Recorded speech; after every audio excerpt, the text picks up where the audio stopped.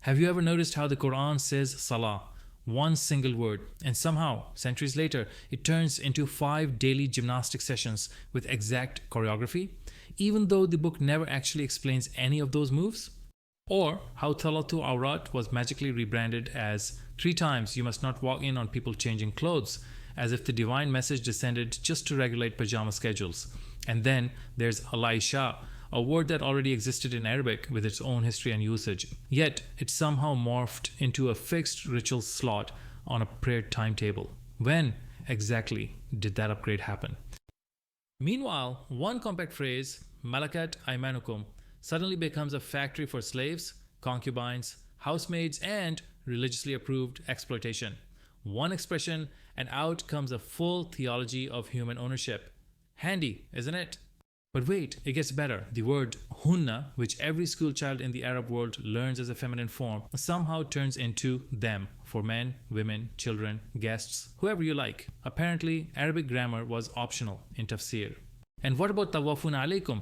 How did this become people coming and going? Even though the phrase itself says alaykum, on you, over you, not around the Kaaba, not in and out like hotel staff. Then we have Bardkum ala Bard, which in classical usage points to one of you in relation to the other. Quietly downgraded to some people until the context becomes awkward. Then it's politely ignored. Oh, and talaq, divorce. In this very verse, the language walks through a deeply human moment of tension, distance, cooling down, and potential return. Yet the clergy told us, just say 3 magic words and poof, marriage deleted forever. A whole family collapses in 3 seconds, but a feminine pronoun can refer to men, kids, strangers, and maybe even the neighbor's cat. Solid system. And of course, al-ayat was confidently turned into verses, as if the Quran were a hymn book meant to be performed melodically for spiritual points, not a book laying out procedures, rules, and consequences. Signs of God everywhere, as though the entire universe wasn't already enough of a sign. So we needed footnotes inside the text to prove he exists. At this point, you almost have to admire how consistently these reinterpretations were engineered. Almost. So today we're going to do what centuries of commentary carefully avoided. We're going to unpack every critical word of verse 2458. Salat, Al-Fajr, Al-Isha, Malakat Aymanukum, Thalath Awrat, Hunna, Tawafun Alaykum, Ba'dukum, Ala Ba'd, Al-Ayat, Hakim, without fear, without filters, and without inherited lenses, and simply asked, what does the Arabic itself corner us into admitting? If you think you already know what Salah, Al-Isha, Malakat Aymanukum, Ba'dukum ala Ba'd, Tawafun, and Hunna mean, you might be in for the biggest surprise of your life. Stay tuned, because almost nothing in this verse is what you were told it was.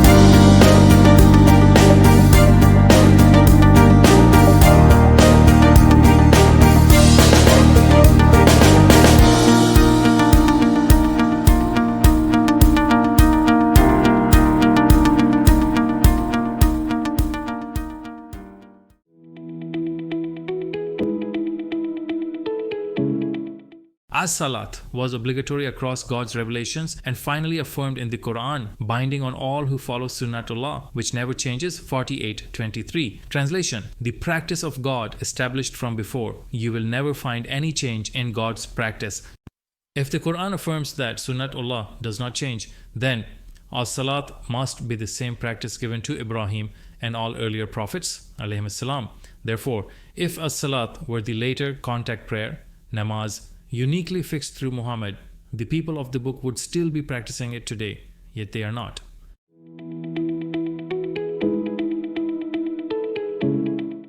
However, closely similar 5 daily rites appear in pre-Islamic pagan practice and persist in Zoroastrianism, differing mainly in orientation. Arab pagans toward a lunar deity, Zoroastrians toward the sun, while timings and motions remain broadly comparable.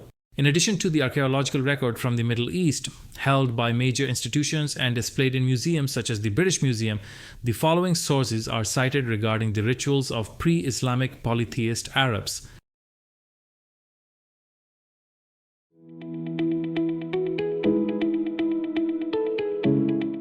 In 153, Al-Khayzuran bintu Ata, mother of the Abbasid caliphs Al-Hadi and Harun al-Rashid, is said to have helped fold 5 Zoroastrian namaz rites into Islamic practice.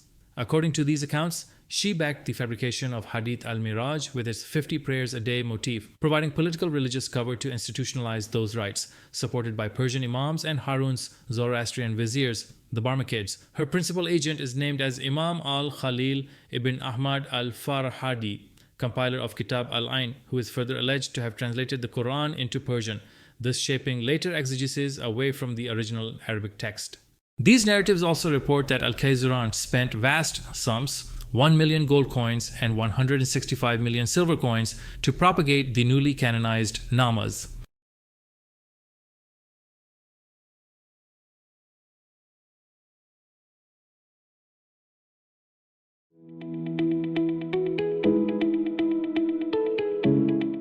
Historical evidence does not support the claim that Salah, translated and practiced today as namaz, originated from the Quran. Those who insist that namaz is authentic often argue that it has been passed down generation after generation. Yet, continuity alone is not proof of divine origin. The Quran explicitly distinguishes Deen-ullah, the religion of God, from inherited traditions, declaring that truth rests in the kalimat lillah, the words of God, not in ma wajadna alay abana, what we found our forefathers upon.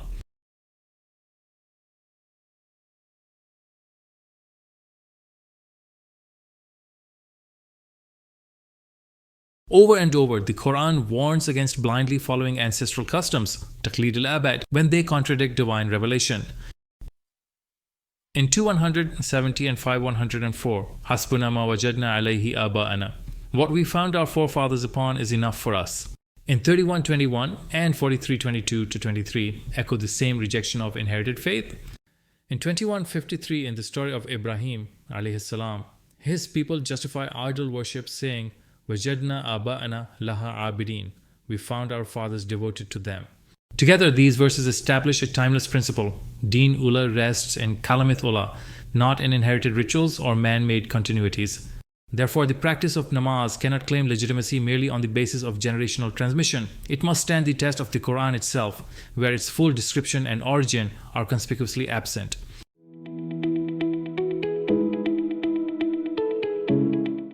The Quran repeatedly affirms that it is complete, detailed, and sufficient as divine guidance. If the Quran is complete, easy, and leaves nothing out, then the foundation of guidance must be Allah's own words, not rituals inherited without textual proof.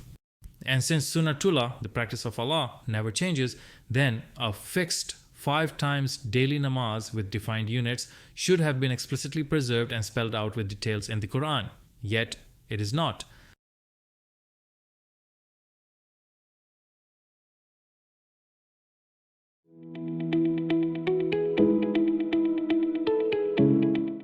The Quran describes itself as the sole, sufficient, and decisive authority for deen. Many verses emphasize that the Quran itself is the final criterion, Al-Furqan, and that no religious requirement can exist outside it. Therefore, if a fixed 5 times ritual namaz were truly obligatory, it would appear within this complete revelation.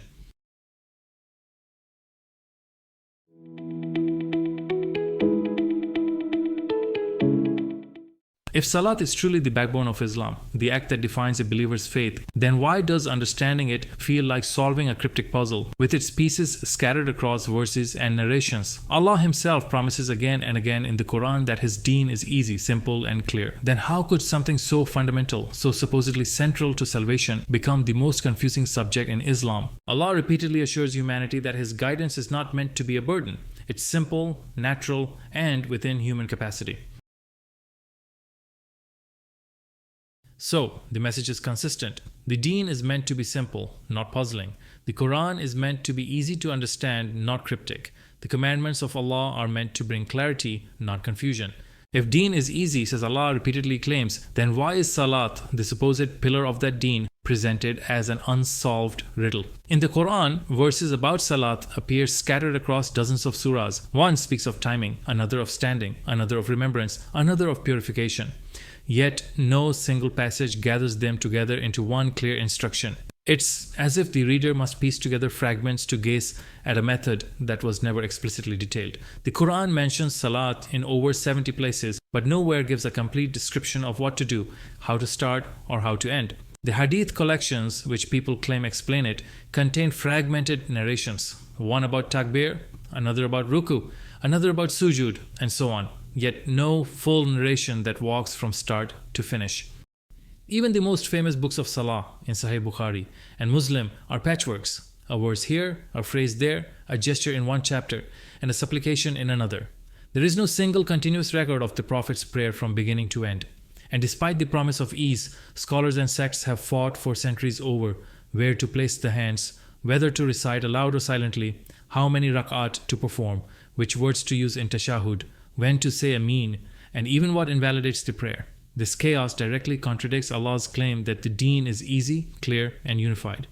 If the Quran truly explains everything in detail, 1689, and if Allah's deen truly contains no difficulty, 2278, then why does understanding Salat require assembling clues like a detective, flipping through tafsirs, searching hadith indexes, comparing madhabs, and still ending up confused? Let's ask the uncomfortable but necessary question. If Salat is truly the so-called pillar of the faith as claimed, then what was stopping Allah from revealing just one complete chapter describing its method step by step?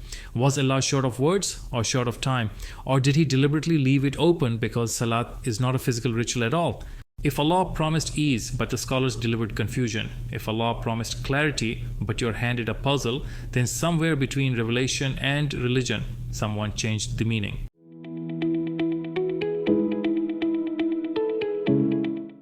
The Quranic word salat is actually used to mean attachment, conjunction, connectedness, connection, junction, liaison, linkage, link up, union, unitedness, accompanying, occurring, going, being with, escorting, attaching, the fact of being situated near or next to something, action of associating or being associated, being in somebody's company, friendship, alliance, partnership, union, a combination, bond, correlation, good fellowship, being together with another or others, persons with whom one spends one's time, group of persons or guests, or number of persons united for business or activity, coexistence or accompaniment, agreement in opinion, union, connection, state of joining, associating in occurrence or action, uniting with others by family or working relationships, etc., state of having a mutual relation, bringing into such a relation, companionship, friendliness, communication, social relations, a point at which two or more things are joined together, a place where two or more railway lines or roads meet, unite, or cross, the act or instance of joining, communication or cooperation, relationship in which one is caused or affected by the other, relationship between two or more people, link or tie, act or instance of uniting or the state of being united. The same word salat with the definite article as-salah refers to connect, to reach out, to join, to unite, to communicate, to relate, and to get together for the special purpose given by Allah subhanahu wa ta'ala, following Allah's commandments and His guideline. The definite noun as-salah is derived from the proto-root swad and la'am. The primary meanings of sol are connect, link, circuit, cling, to meet, meeting, relation, communication, join, joint, arrive to meet, network, attachment, liaison, linkage, link up, union, gather, unitedness, following, and shadowing.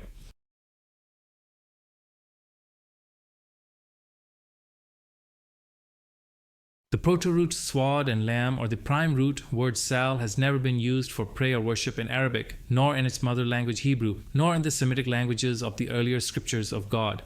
As you all know, in Arabic, the core meaning of a root word never changes. The forms may vary, but the essence remains the same. Take, for example, the root kataba, which means to write. Every word built on this root still carries the idea of writing or recording. Kitaban, a book; maktuban, something written; kutuban, books; maktaban, an office or a place of writing; and kuttaban, writers or scribes. The letters and vowels change, but the root meaning to write remains constant. And notice, the sequence of root letters never changes place, never vanishes, never swaps order. Only the patterns and affixes wrap around them to create different grammatical shades, while the core idea of writing and recording stays firm. Now, look at alim, to know. From it we get ilmun, knowledge; alimun, a learned person; marlum, something known; and talim, education or teaching. Despite the different forms, the central concept of knowledge and awareness never leaves the family. And notice, the sequence of root letters never changes place, never vanishes, never swaps order. Only the patterns and affixes wrap around them to create different grammatical shades, while the core idea of knowledge stays firm. This is the rule of Arabic morphology. The root letters stay fixed in sequence like the DNA of the word. They are never lost, misplaced, or replaced. The changes occur only around them, through added vowels, prefixes, suffixes, or double consonants. But the heart of the meaning beats on unchanged. So when we now turn to the root swad and lam, from which comes as-salah, we must expect the same rule to apply. Its derivatives, both ancient and modern, should all share one essence. And what do we find? Across classical and modern Arabic, all derivatives of this root, swad and lam, consistently mean connection, linking, joining, communication, or continuation, and not once do we see it meaning ritual prayer. In the following several examples of the derivatives from the root swad and lam, please note the presence of the root letters are always present and the sequence does not change either. Swad will always come before lam. Let's review. Consider the everyday nouns: a link or relationship, links or relations, kinship connection, social ties, staying connected, social networking, intellectual continuity, cultural exchange, a phone call connecting two or more, an interface link, a fast connection, a connection point, the Ministry of Communications, a connection port, continuation or keeping in touch, transport or links or routes, a joint or hinge, the body's joints, a hinge, an electric connection, continuation or issue, line of descent, connected or attached or continuous, disconnected. Across social bonds, communication, transport, anatomy, and even scripture, one meaning runs through them all: joining, linking, connecting, continuing. You will not find ritual prayer hiding in any of them. The core meaning stays constant, exactly as we should expect. And notice, the sequence of root letters never changes. Each one remains present, fixed, and alive in every derivative.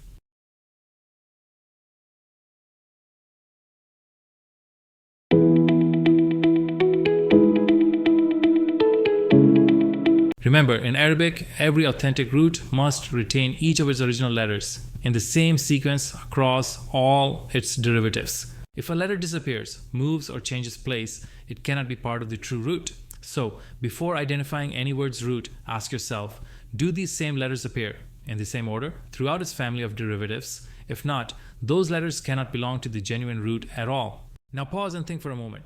Can you see the letters alif, waw, or ya appearing anywhere consistently across the derivatives of the word salah, insilat, ittisal, muttasil, muwasilat, or wizaratul ittisalat? Of course not.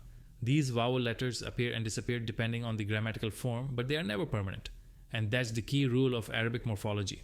Root letters never vanish, swap places, or appear only sometimes. If a letter does not remain present in all derivatives of the same family, it cannot be part of the true root. So, when we look closely, the only letters that survive across every derivative without ever changing order or disappearing are swad and lam. That means these two are the genuine proto-root letters of Salah, the living base from which all its derivatives flow: connection, joining, attachment, communication, and never ritual prayer. Some scholars claim that biliteral roots do not exist and therefore suggest that the root of Salah must be waw sad lam. However, in the study of Semitic linguistics, this view does not hold. To identify the true root of any Quranic word, all vowels are removed, leaving only the consonantal letters. These carry the actual meaning. When the vowel wa is removed from wasl, the remaining consonants swad and lam form the prime proto-root swad lam from which all related words originate. From this same root arise wasl, ittisal, and muasil, all meaning connection, joining, reaching, or continuity.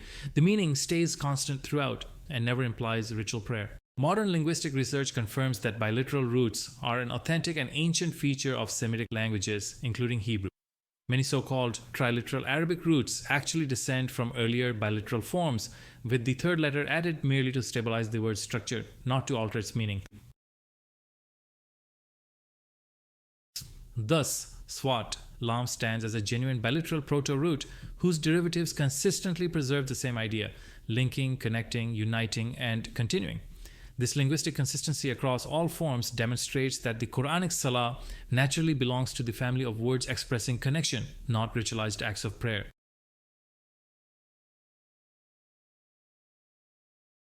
Now, according to a well-known rule in Arabic grammar called the substitution rule, qaidatul badal, sometimes the suffix te marbuta at the end of a noun can be interchanged with an initial wa when forming certain phrasal nouns or derivatives. This rule is clearly recorded in Edward William Lane's Arabic English Lexicon, page 1792, where it notes the letter ta marbuta is a substitute for wa, and some say it is a substitute for an initial waw.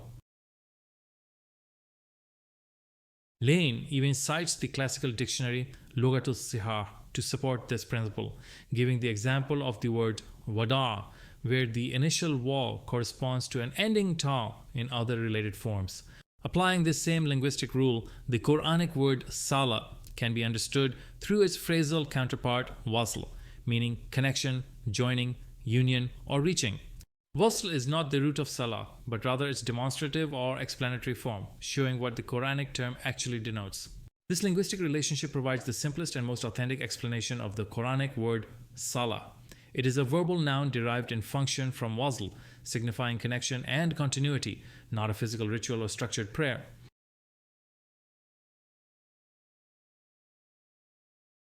Both traditionalists and Quranists have detached the Quranic word salah from its true linguistic foundation by fabricating root patterns that never existed. They falsely derived it from swad, la'am, ya, or saud, la'am, waw. But here lies the glaring problem. In both of these so-called roots, one letter is missing from the actual form of salah. If either were truly its root, all letters would have appeared consistently across every derivative, yet they don't. The principle of Arabic morphology is clear. A genuine root must retain all its original letters in every derivative without loss, addition, or displacement. By inserting or removing letters, they distorted the meaning entirely. Through these false roots, salah, a word that naturally means connection, linking, and alignment, was transformed into a term for ritual prayer. Ironically, even among Quranists, this corruption persists. The old Quranists claimed salah meant a system or nizam, while modern Quranists rebranded it as a duty. Yet, neither system nor duty exists within the semantic range of the true proto-root swad, lam, nor do these concepts appear in any of its authentic derivatives across Arabic or its Semitic ancestors. These meanings are inventions, linguistic constructs of what may be called the Arabic Church, imposed long after revelation to mold the divine message into human frameworks. The genuine Semitic root swad, lam, has always conveyed connection, joining, continuity, and alignment. Every departure from that is not revelation, but reinterpretation.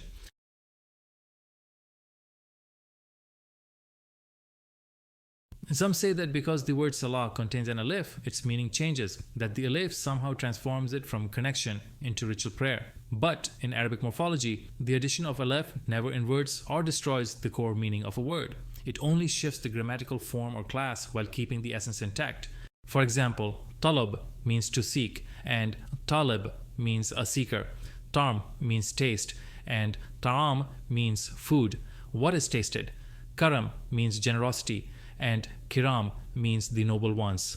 Salam means peace, while Islam means submission to peace. In every case, the alif simply refines the form. It never replaces the root meaning. So the same must apply to sila and salah. Both come from the root swad, lam, which means connection, joining, relation, and communication.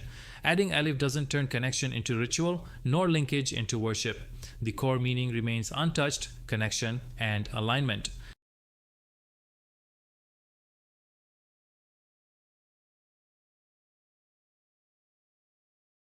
Before diving into details, remember one universal rule of language. A single word cannot come from two different roots, nor carry two opposite meanings. A word cannot mean both blessing and burning in hell. We all know that Allah's blessing can never mean hellfire. Yet the word as-sala and its verb forms have been mistranslated so severely that in some verses it means divine mercy and in others hellish punishment. That is a linguistic and theological contradiction. When pagan rituals infiltrated early Islam, idol worship practices were rebranded as acts of faith. To justify this, translators and scholars re-engineered Quranic language, twisting key words to fit pre-Islamic rites. Their main target was as-salah, which originally meant connection, alignment, and companionship, but they forced it to mean namaz or ritual prayer. However, not every verse could be manipulated. In many places, inserting namaz made the Quran sound absurd, even blasphemous. Let's test this distortion by replacing salah with namaz in key verses. Quran 33:56. Indeed, Allah and His angels offer contact prayer, namaz, to the Prophet. All believers perform contact prayer, namaz, upon him and greet him with peace. Quran 33:43. He, Allah, is the one who offers contact prayer, namaz, upon you and His angels as well. Quran 4:102. Traditional translation. So they should offer contact prayer, namaz, with you. If taken literally, these translations imply Allah performs namaz, an impossibility and an insult to divine transcendence. The same error appears when salah is linked to hellfire. Quran 38:56. Hell is the place where they offer their contact prayer, namaz. What an evil resting place. Quran 14:29. Hell is where they perform their contact prayer, namaz. What a wretched settlement. Quran 82:14-15. Indeed, the wicked will be in hellfire, performing their contact prayer, namaz, therein on the day of judgment. Clearly, inserting namaz here destroys both sense and sanctity. To escape these contradictions, later scholars and translators invented two false root patterns, swad lam ya and swad lam wa. By alternating between these fabricated roots, they could twist the same verb into opposite meanings. Thus, in one verse, yusalli was translated as blessing, while in another, yasalun, from the same original proto-root, swad lam, was rendered thrown into hell. This selective usage created an illusion of linguistic legitimacy, but it violated Arabic morphology and Quranic coherence. If swad lam ya or swad lam wa were truly the root, then one of these letters, either ya or wa, should appear in every derivative. Yet, they do not. They are completely absent from salah, yusalli, and silat, proving that these vowels were later insertions, not root consonants. A single word family cannot yield meanings as opposite as mercy and torment. This is linguistic and theological nonsense. The consistent meaning across all authentic derivatives of swad lam remains connection, joining, attachment, or continuity. Now, let us revisit those 5 verses, this time using the correct meaning derived from the true root word, and observe how beautifully the coherence and flow of the Quran are restored. 33:56. Indeed, Allah and His angels connect and communicate with the Prophet. O believers, connect with him and align yourselves with what he accepted. 38:56. Hell connects and draws them together. What an evil resting place. 14:29. Hell joins them together. What a dreadful settlement. 82:14-15. Indeed, the wicked will be gathered into hell, brought together on the day of judgment. 102. Let them connect and align themselves with you. 33:43. He enjoys connecting and communicating with you, and so do His angels.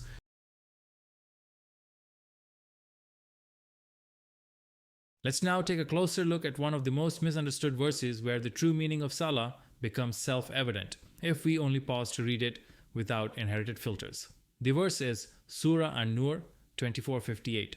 Traditional and Quranist translators alike have falsely translated the phrase liyasta'idinakum in Surah An-Nur 24:58 with long interpretive expressions such as ask for your permission before coming to see you, or ask leave of you before coming to see you, or ask permission of you before they come to see you, or request your permission before they come to see you, etc.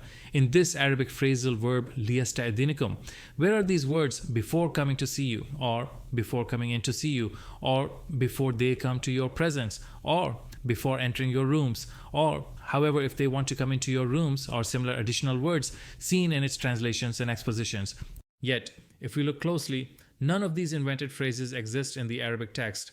The original Quranic expression liyasta'dinakum consists of only 3 parts: li, a preposition meaning for, yasta'dhin, a verb in the present tense, and kum, and a second person plural object pronoun meaning you or yourselves.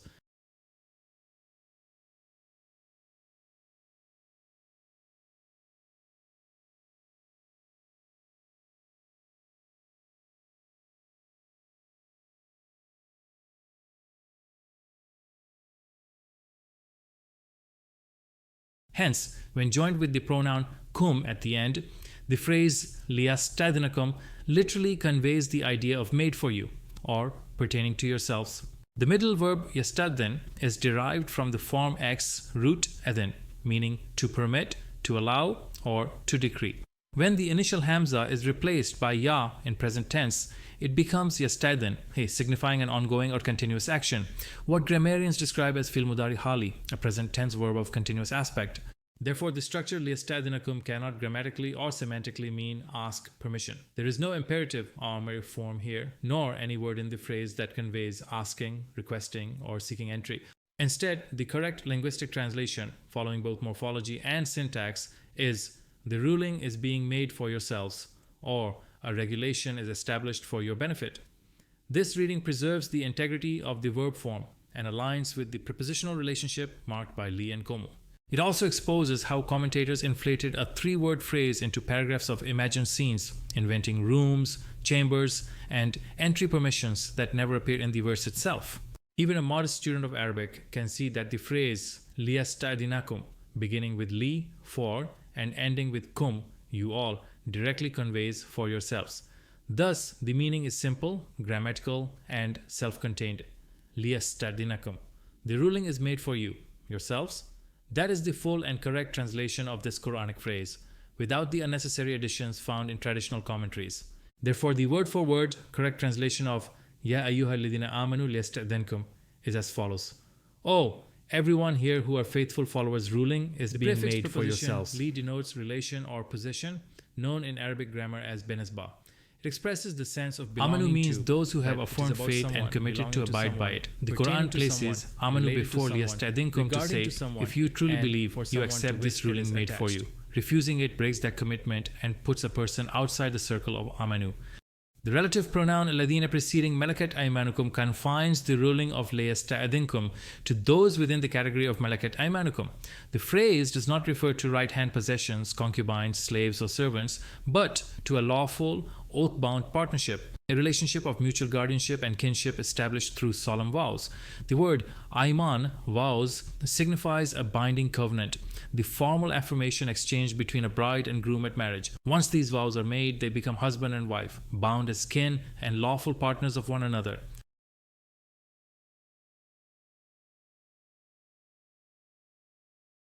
In Arabic, the word vow is expressed through several related terms. Ahdu al-wafa, oath of allegiance, ayman, oath, wa'd, promise, qasam, swear, and nadhr, pledge. Among these, ayman represents a formal official affirmation of commitment, ikrar, in acceptance and acknowledgement of one's duty to fulfill the obligations of a binding relationship. The term ayman, as an oath or vow, refers to a legal undertaking sworn before an institutional or judicial authority, yet it belongs to the same category of solemn vows made in marriage. By its linguistic construction, the word yamin as an adjective denotes those who hold mutual rights under an oath, alliance, or marital vow. Hence, spouses become yamin of one another only after taking their vows of marriage. However, in later religious practice, yamin was falsely applied to concubines, right-hand possessed women, slaves, and servants. Interestingly, yamin is semantically equivalent to mu'min, faithful one. Therefore, if yamin were to mean concubines or slaves, then mu'min would carry the same meaning. An absurd conclusion that exposes the falsity of such interpretations. In reality, yamin correctly means those who have rights and is also used for those on the right side, i.e., those on the right path or faithful supporters, metaphorically, one's right hand or allies. Yet, in the literature of organized religion, this noble term was corrupted to mean right-hand possessed women or slaves, a distortion wholly foreign to the language of the Quran. Since there is no place for slavery in the Quran, the book does not endorse concubinage or servitude in any form. In truth, the expression Malakat Aymanukum is a legal term referring to those who belong to your sworn right of access, those who are your lawfully pledged kin, your vowed partners, your affirmed affiliates, and those who hold mutual rights under solemn vows. It denotes those who have accepted your guardianship and allegiance through an oath, in essence, a lawful marital bond as defined by the Quran.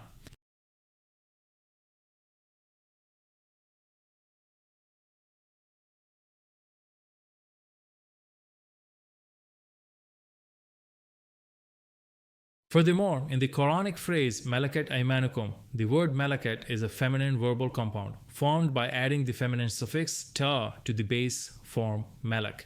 Let us understand this step by step. Step 1. Understanding the base verb Malaka. The base verb Malak means to own, to possess, to have authority, to govern, to be a guardian or kin. Examples: Malikun, a king or sovereign, one who possesses authority.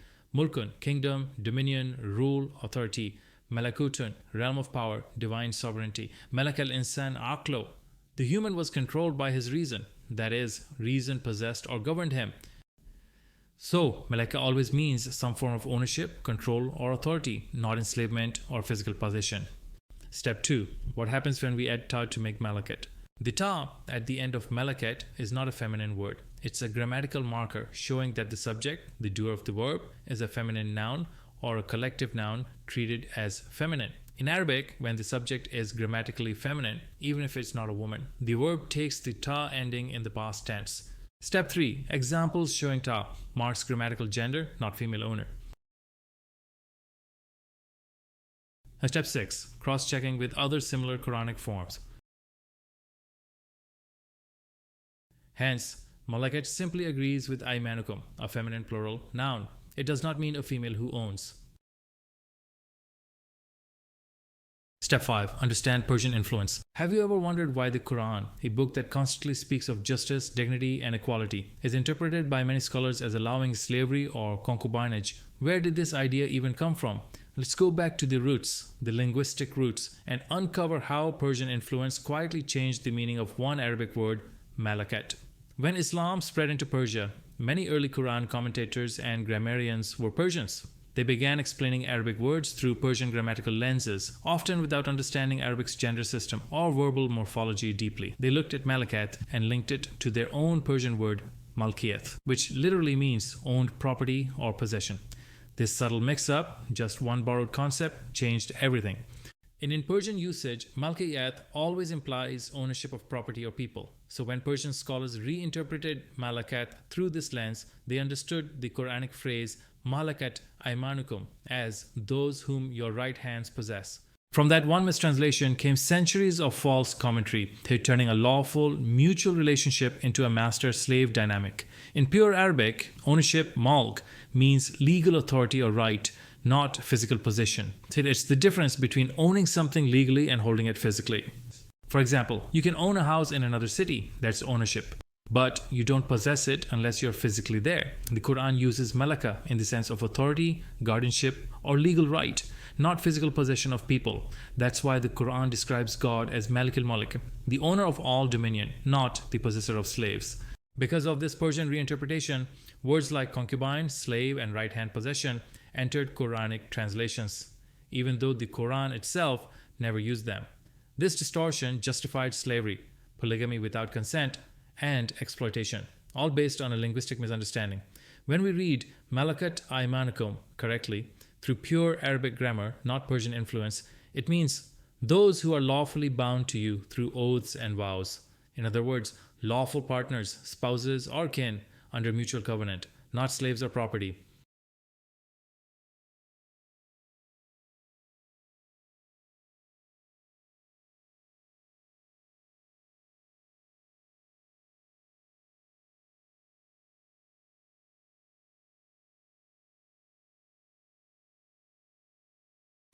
If we examine Surah At-Tahrim 66:2, قَدْ فَرَضَ اللَّهُ لَكُمْ تَحِلَّةَ أَيْمَانِكُمْ وَاللَّهُ مَوْلَاكُمْ وَهُوَ الْعَلِيمُ الْحَكِيمُ, we find that the phrase تَحِلَّةَ أَيْمَانِكُمْ, the dissolution of your oaths, stands in direct contrast to the Quranic expression Malakat Aymanukum, those bound by your oaths. In this verse, the word tahillat clearly means annulment, dissolution, or release, tansik, while aymanikum means your oaths. Nearly every major translator, including Yusuf Ali, Pickthall, Arbery, George Sale, Rodwell, Shakir, Sarwar, Sahi, Malik, Karibullah, Maulana Ali, Hilali, and Mohsin Khan, Asad, Rashad Khalifa, Free Minds, and Dr. Shabir Ahmed correctly renders Aymanikum here as your oaths. This proves that the meaning of Aymanikum was well known to them. Yet, paradoxically, when the same word appears in Malakat Aymanukum, they deliberately translate it as those whom your right hands possess, introducing a meaning foreign to the Quran. Had they maintained consistency, the phrase Malakat Aymanukum would naturally read as those bound to you by oaths or your covenanted partners, referring to lawful marital or pledged relationships, not ownership of slaves or concubines.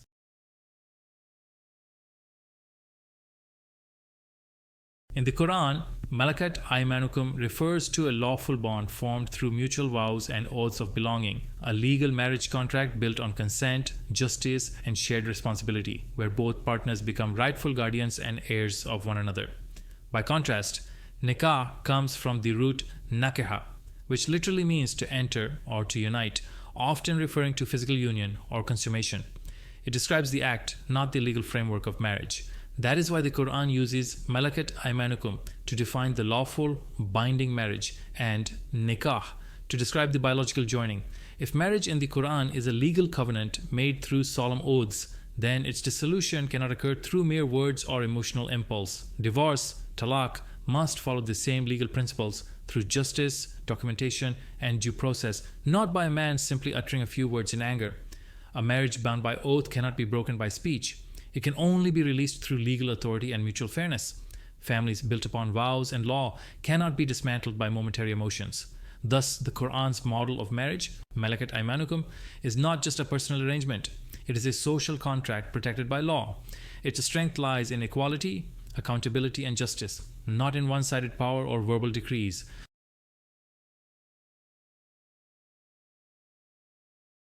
The next phrase, وَالَّذِينَ لَمْ يَبْلُغُوا الْحُلُمَ مِنْكُمْ, refers to the same group mentioned earlier, those joined through mutual oaths under Malakat Aymanukum. Grammatically, it is an adjectival clause continuing the same ruling from لِيَسْتَأْذِنْكُمْ, not a new subject. However, later commentators falsely diverted its meaning toward children, ignoring the linking waw before alladhin, which grammatically ties both clauses together. Thus, the phrase does not refer to minors, but to the same lawful partners bound by oaths mentioned earlier. The correct sense of وَالَّذِينَ لَمْ يَبْلُغُوا الْحُلُمَ مِنْكُمْ is therefore those among you who have not yet fulfilled their commitment, or those among you who have not yet upheld their pledge, or those among you who have not yet reached the stage of compliance or maturity in their vow. In this phrase, lam is a negative particle, harf nafi, meaning not, and yablugu is a present tense verb meaning to attain, to fulfill, to realize, to achieve, to convey, or to complete. And al-hulma denotes vision, loyalty, forbearance, patience, obligation, or fulfillment. It also relates to ijab, the stage of acceptance following an oath or contract. As the phrasal verb yablugu of present tense is coming after lam, therefore lam can be translated to mean do not in the presence of plural subject pronoun. Whereas yablug is a present verb correctly means to promote, to achieve, to fulfill, to accomplish, to develop, to acknowledge, to express, to realize, to notify, to convey, to confirm, to response, to consider. The word al-hulam correctly means the vision, the dream, the loyalty, the allegiance, the gratitude, the tolerance, the forbearance, the indulgence, the obligation, the compliance, and the clemency.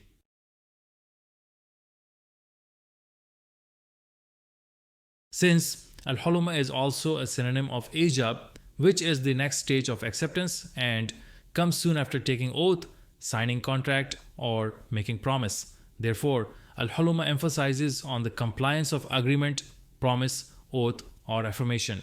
The verb balag means to reach, attain, or fulfill, but not every derivative carries the sense of adulthood. The adjective balag, adult, actually entered Arabic through Persian influence. Hence, translating lam yablugu as children or those who have not reached puberty is linguistically false. Those who distort al-hulam to mean puberty ignore its real sense, forbearance, fulfillment, or maturity of promise. If al-hulam truly meant pubescence, then the name Halima, from the same root, would absurdly imply adulteress, which no Arab would ever name his daughter. Even the words tabligh, to preach, and iblag, to convey the Quran, come from the same root balagh. Yet no one takes them to mean making something adult. This alone proves how wrongly the verse has been interpreted. Hence, grammatically, the phrasal verb of present tense yablugu together with the negative particle lam cannot be used to mean children, underage, or for those who do not reach the puberty or who are not adult. And also the word al-hulum does not mean the adult or the pubescent. وَالَّذِينَ لَمْ يَبْلُغُوا الْحُلُمَ مِنْكُمْ. Correct translation and meaning. Literal translation, linguistically precise. And those among you who have not yet fulfilled the state of forbearance or maturity of commitment.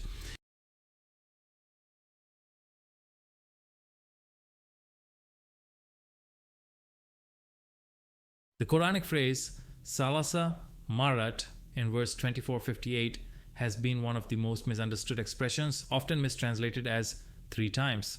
This mistranslation not only distorts the linguistic construction, but also conceals the deeper legal and moral principle embedded in the verse. In reality, Salasa Maratin is a compound of 2 distinct words, Salasa and Maratin, each carrying its own precise meaning.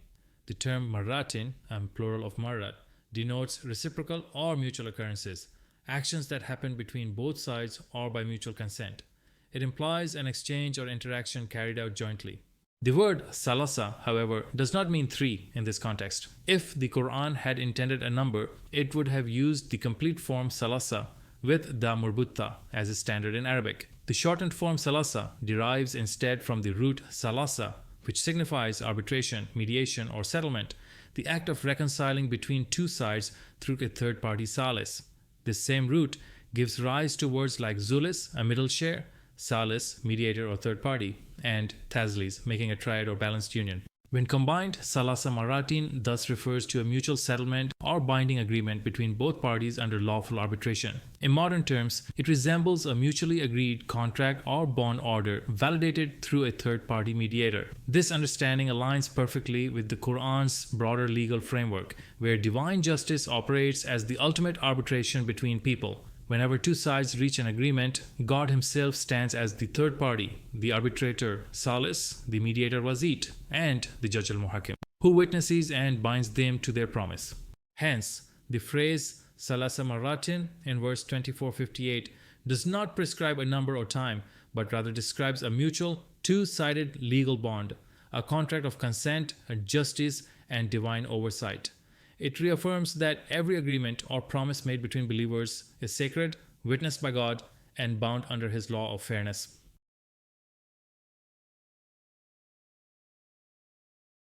The next words min qabli simply mean before, while min serves as a preposition meaning of, from, or then. But the key phrase in this verse, as Salatil Fajr, has been mistranslated for centuries as the morning prayer.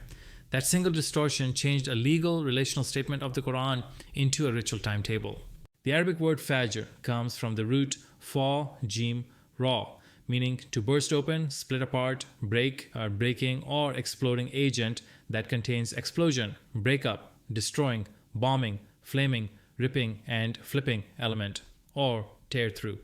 According to all major classical authorities, Tahdib al-Lugha, Lisan ul-Arab, al-Maghrib, Taj ul-Arus, al-Qamus, and Edward William Lane's lexicon, the verb fajara means he clave, divided, broke forth, or transgressed the proper bounds. Thus, fajr carries both a physical and a moral dimension. Physically, it is the act of breaking or bursting. Morally, it means to violate, to cross a sacred limit, or to act immorally. For example, Al-Qamus and Taj al-Arus record the phrase Fajr al-Rakib. The rider deviated from his saddle, meaning he strayed from truth. Abu al-Hasan al-Nadir ibn Shumail defines fujur as acting wickedly, lying, or committing unlawful deeds. Al-Siha, Al-Misbah, and Al-Rawd al-Unuf note that Fajrat al-Mar'atu means the woman committed adultery, while Fajra bihi means he disbelieved in it. Each usage describes breaking a moral or lawful boundary. The Quran itself uses this same root in 75:5. Bal yuridul insan liyafjura amamahu. But man wishes to transgress before him, meaning he desires to deny and break what lies ahead, the truth of resurrection and accountability. Here, liyafjur comes directly from fa, jim, ra, proving that fajr in Quranic usage refers to rupture, transgression, or breaking, not a time of day. When daylight breaks from night, only that breaking phenomenon, the bursting open of light through darkness, is called al-fajr, not the daylight itself. Now, when we pair this with salah, the meaning becomes unmistakable. As we saw earlier, the root of salah means to reach, arrive, meet, follow, connect, link, relate, unite, or couple. In short, connection and relationship, not ritual prayer. Hence, salah al-fajr literally describes the breaking of a connection or the dissolution of a relationship. It can also mean the moment when a bond reaches its breaking point, since both salah connection and al-fajr breaking are verbal nouns that complement each other.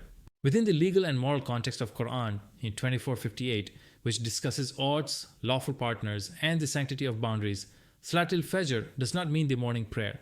It means the stage or point at which a lawful connection begins to rupture or dissolve. This meaning aligns perfectly with the surrounding phrases Malakat, Aymanukum, your oath-bound partners, and Talatha Maratin, mutual bond order, revealing that the verse speaks about relationships, agreements, and their legal boundaries, not ritual timings. When we allow the Quran to define its own words instead of filtering them through later Persianized traditions, it becomes clear Salat al-Fajr marks the breaking of a bond, not the breaking of dawn, a revelation about law, respect, and the sanctity of oaths, not ritual schedules.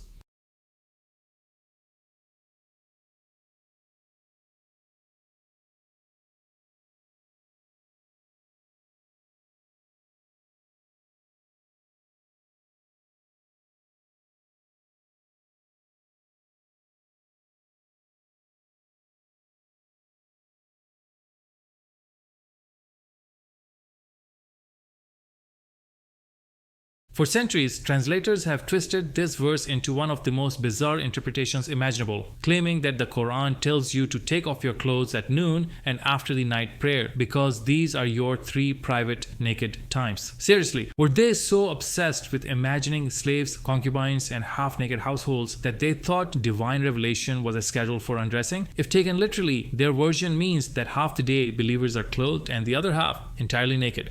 Let's step back and actually look at the language.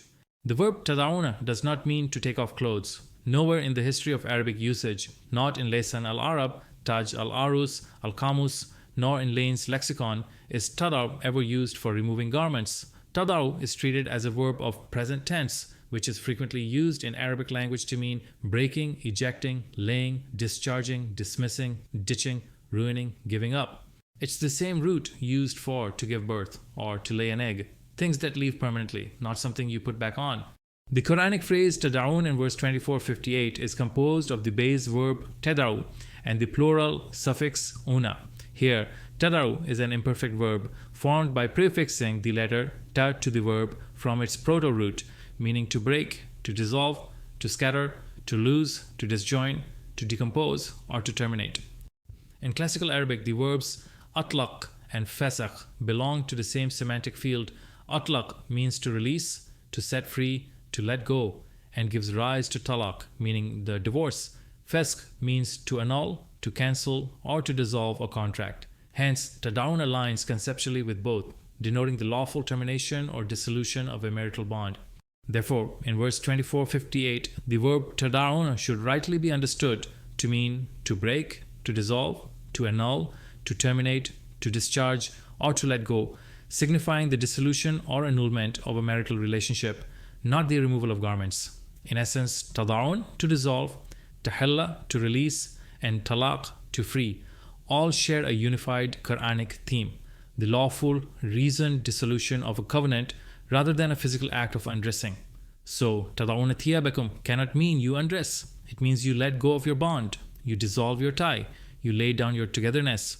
Edward William Lane's Arabic lexicon, the Arabic word Haynun is explained to mean following, approaching, coming next, the time came, or drew near. On the subsequent page 669, the same word Haynun is listed as a synonym of an, which denotes meanwhile or in the meantime.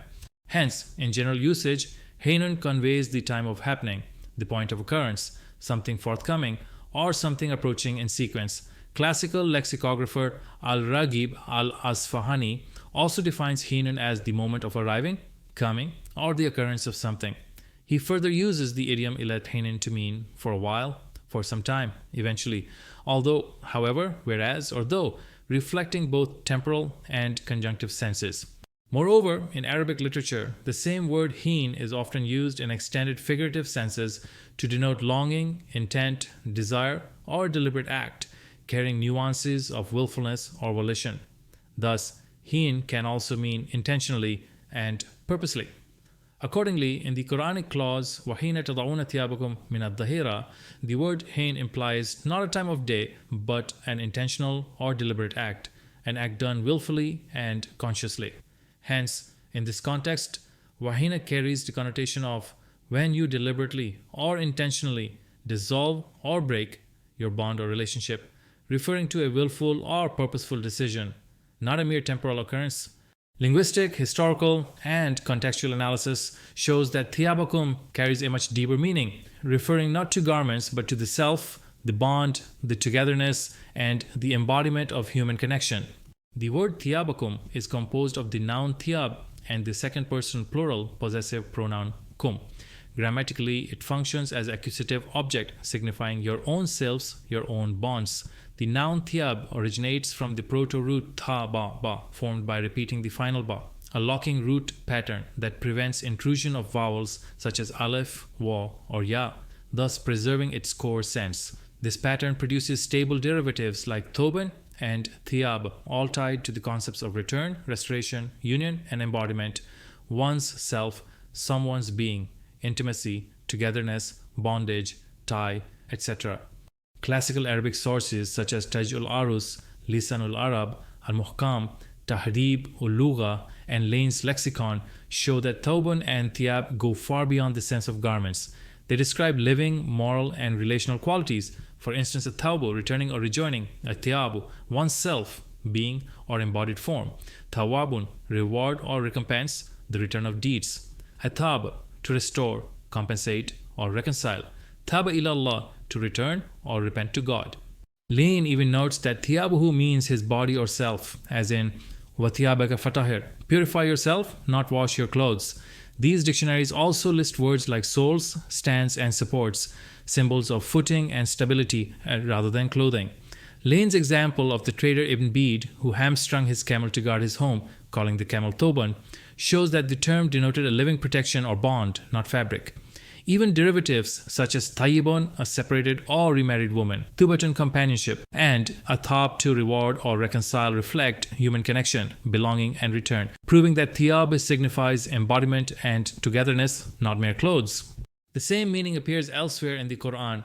Thiyabak, fatahir, 74, 4, purify your character or self.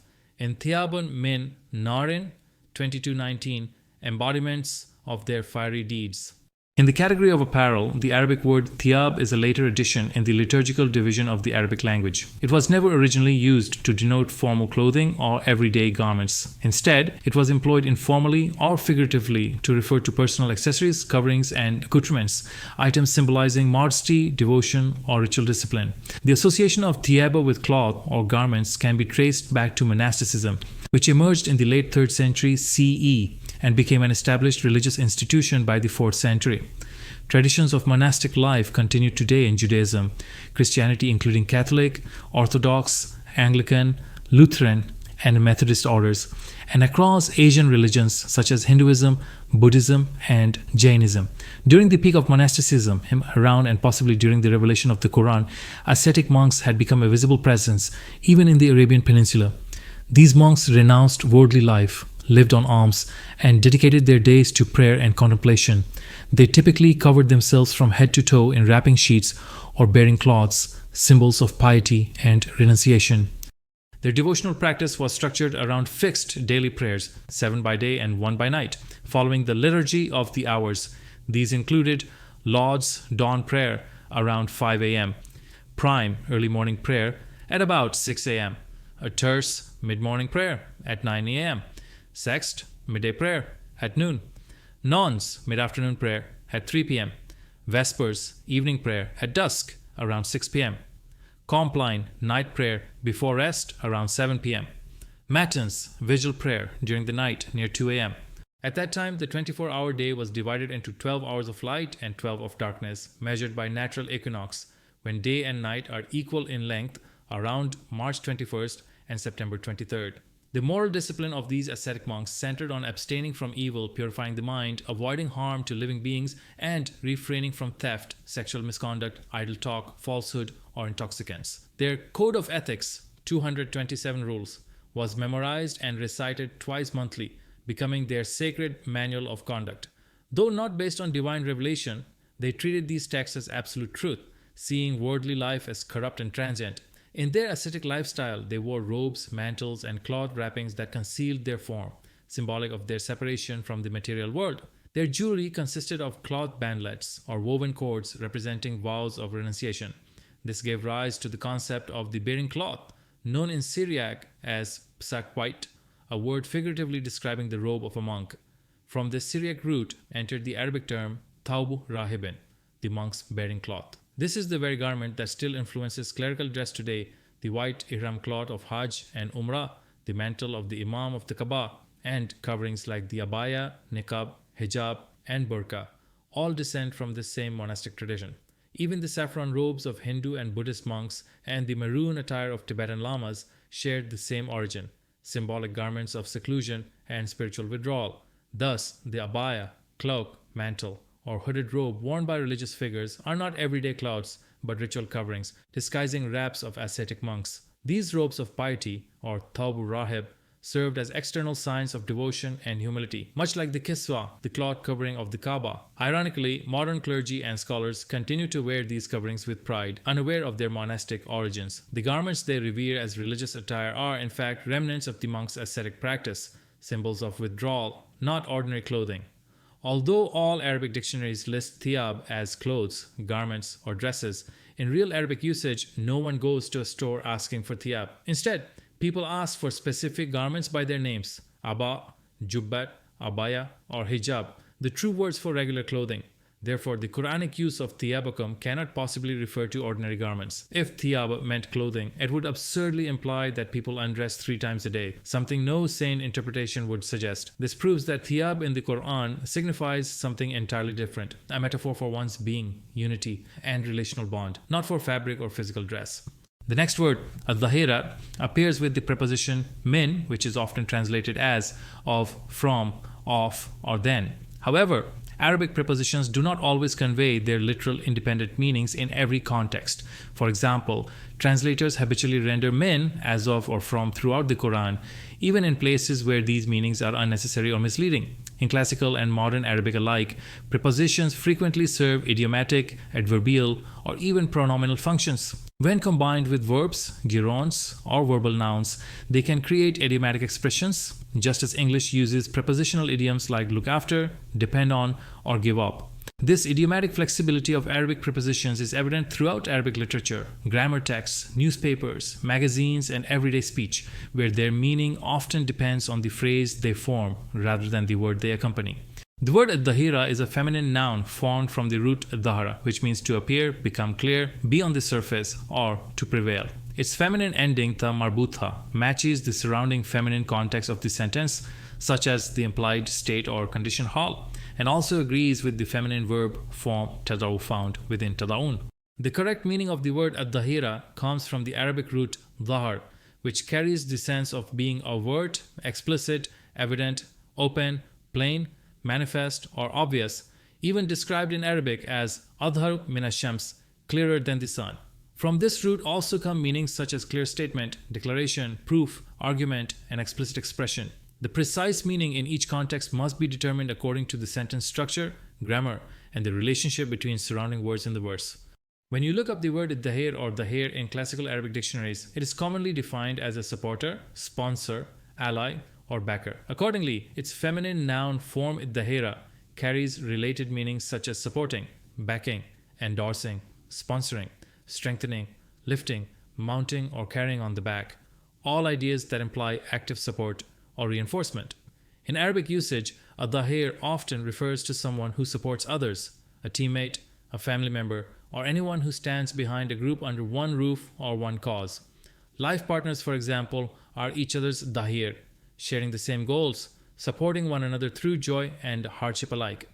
In this way, the supporter of a household is also called a Vahir, just as the supporting players on a team or the allies in battle are described by the same term. Thus, a Dahira naturally extends to mean family, companionship, partnership, grouping, community, kinship, alliance, or shared constitution, the collective framework supported and upheld by one another. From the playing field to the battlefield, from the household to the community, a Dahir stands for those who uphold, defend, and enable others to succeed. Accordingly, a Dahira encompasses meanings such as protection, support, sponsorship, care, family, household, belonging, safety, judgment or resolution, domination, rule of law, explicit declaration, and official statement. Each meaning reflects an aspect of support, structure, or explicitness, never a time of day. In context, a Dahirat in 2458 aligns with the concept of a relational or legal framework, the household, family, or binding companionship that forms through mutual vows, malakat aymanukum.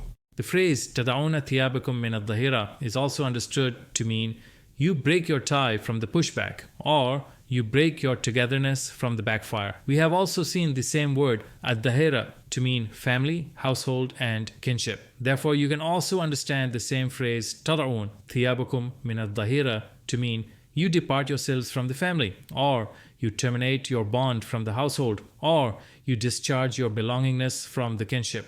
Same Quranic clause, tada'unat thiyabakum min ad-dahira, can be translated to mean you break your grouping from the explicit confirmation, or you break your relations from the clear statement, or you break your alliance from the attested declaration, or you break your togetherness from the declaration of clear intention.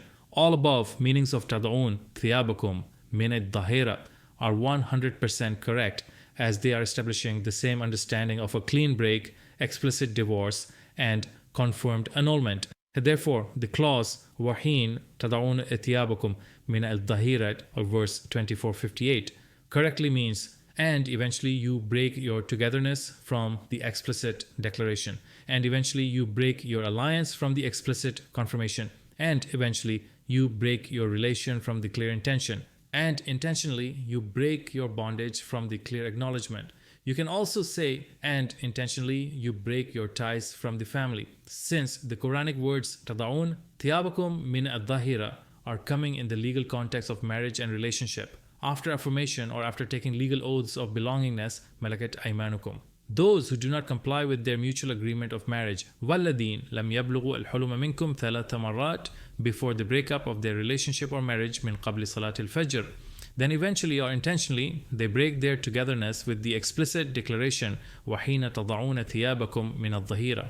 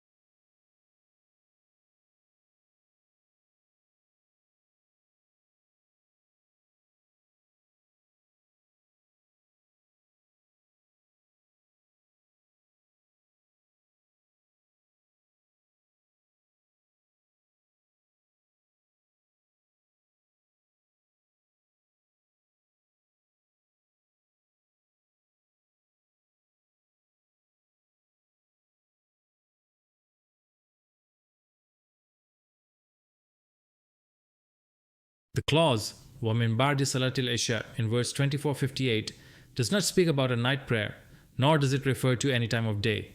The noun al-isha derives from the proto-root ayin and sheen, which forms its locked triliteral root, rasha or ashish, by reinforcing the second radical.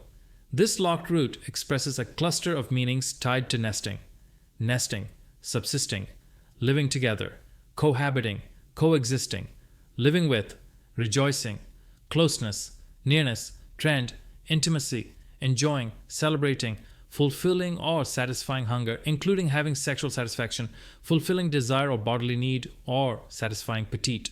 Classical authorities, including Lane, record that this root carries ideas of rejoicing, closeness, subsisting with another, and fulfilling emotional or physical needs.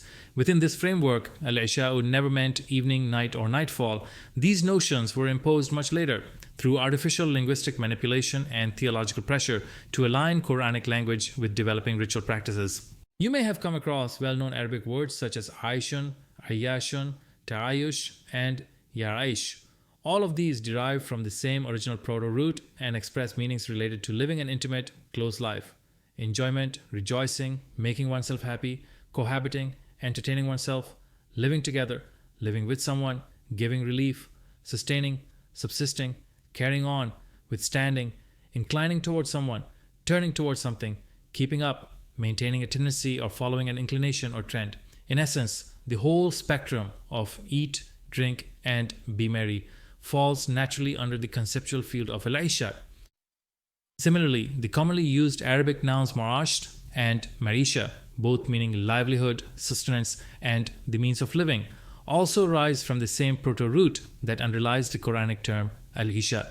A major distortion of Quranic meaning occurred when later linguists invented two artificial root words, Ashwan and Aish, and used them to reinterpret verses built on the original proto-root, Ain and Sheen. From Ashun, they fabricated notions of darkness, dim-sightedness, and blindness to force the Quranic term al-Isha into the meaning evening, nighttime, and eventually the ritual night prayer. To express nourishment, living, enjoyment, and intimate cohabitation, they treated Aishun as a fully independent root, even though both Asho and Raisha are merely altered forms of the true locked root, Rashesh, written as Ayin, Sheen, Sheen, where the doubled second radical Sheen preserves the original semantic core and blocks foreign intrusion. This lock was broken when later grammarians removed the doubled Sheen, inserted the non-root vowels Ya and Waw, which are never part of real triliteral roots, and artificially split one root into two, Ain, Sheen, and Waw, and Ain and Ya and Sheen. The form Ashan, which historically carried the meaning of intimate living, eating, drinking, rejoicing, and subsisting, could not be removed from usage. So Raish was retained in its correct sense but falsely reclassified as an independent root. In the same way, Ashan was manufactured to justify mistranslating al-Isha, even though the Quranic word is an active participle directly derived from the authentic proto-root Ain and Sheen, that is, the full root Ashish, and not from the later fabricated pair Ashun or Aish. Once this corrupted root system took hold, it produced predictable consequences. The meaning of al-Isha was forcibly shifted from intimate companionship to night. The meaning of Salah was forcibly shifted from connection, joining, union to prayer. And thus, Salatul Isha became the night prayer, even though neither the root of as-Salat nor the root of al-Isha ever conveyed these ritual meanings. Had the original root remained intact, there would never have been any confusion. The Quran uses al-Masad for evening and al-Layl for night. Arabs say Masa'ul Khairi, good evening, and Laylatun Sa'idatun, good night. No Arab has ever said Isha'ul Khair in natural speech. This alone is proof that evening or night is not embedded in the root of al-Isha. When the broken roots are corrected and the original meaning restored, the Quranic phrase becomes clear and coherent. Salat al-Isha refers to a bond of intimate subsisting, cohabiting, and companionship, because as-Salat means connection, union, coupling, and joining, while al-Isha means intimate nesting, living together, and subsisting in closeness. Thus, the clause Lamin Bardi, Salat al-Isha, naturally means and then after the intimate nesting partnership, and after partnership of the intimate nesting, and then after the intimate nesting relationship, and after relationship of the intimate nesting, and then after the intimate nesting union, and then after the nesting intimacy, and then after the nesting approach, and then after approaching the intimate subsisting, and then after having sexual intercourse.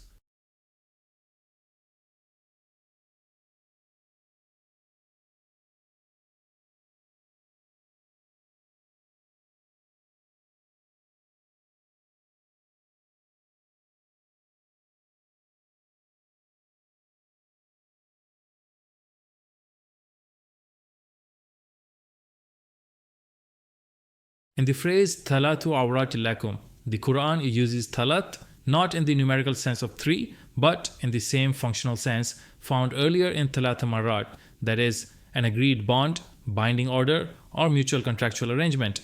The plural noun rawrat is a past participle of ar, denoting exposed, defective, null, void, or breached. Its root awr signifies fault, imperfection, violation, or lack of protection, not physical nakedness. In legal history, this concept was articulated in the well-established Greco-Latin term nudum pactum, universally translated as nude pact or naked contract. Students and professionals of contract law, whether studying Anglo-American common law, Roman law, or comparative legal theory, recognize nudum pactum as a standard category referring to agreements lacking enforceability due to missing consideration, making them bare, defective, or legally exposed. Because such legal terminology circulated widely in the Near Eastern intellectual world well before the Quran, the expression thalathu awrat naturally aligns with this same legal concept: bare contracts, defective covenants, or breached agreements. Nonetheless, later interpreters seeking to force a salat into the meaning of ritual prayer reshaped the surrounding vocabulary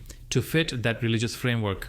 Thus, thalathu awrat was mistranslated as 3 times of undress, 3 private moments, or 3 times of nakedness, even though words such as zamanun, time, or waqtun, occasion, do not appear in the Quranic text at all. Under Persian influence, others wrongly connected awratun with woman, injecting notions of privacy and modesty that do not originate from the Arabic root awr itself.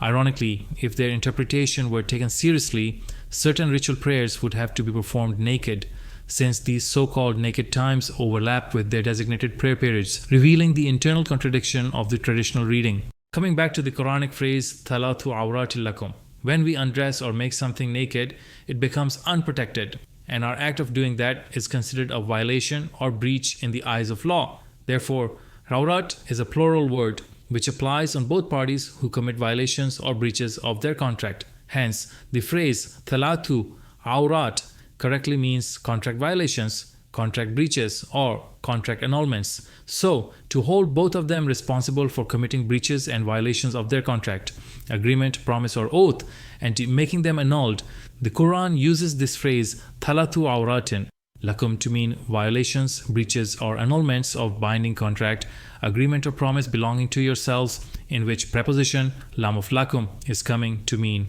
belonging to and for.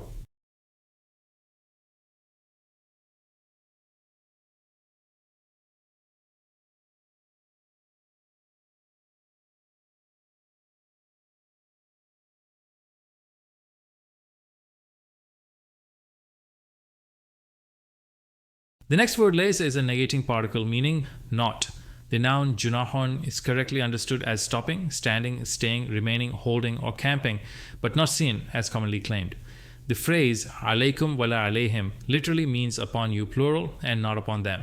Hence, the full expression laysa alaykum wala alayhim junahun accurately conveys not upon yourselves and not upon themselves standing.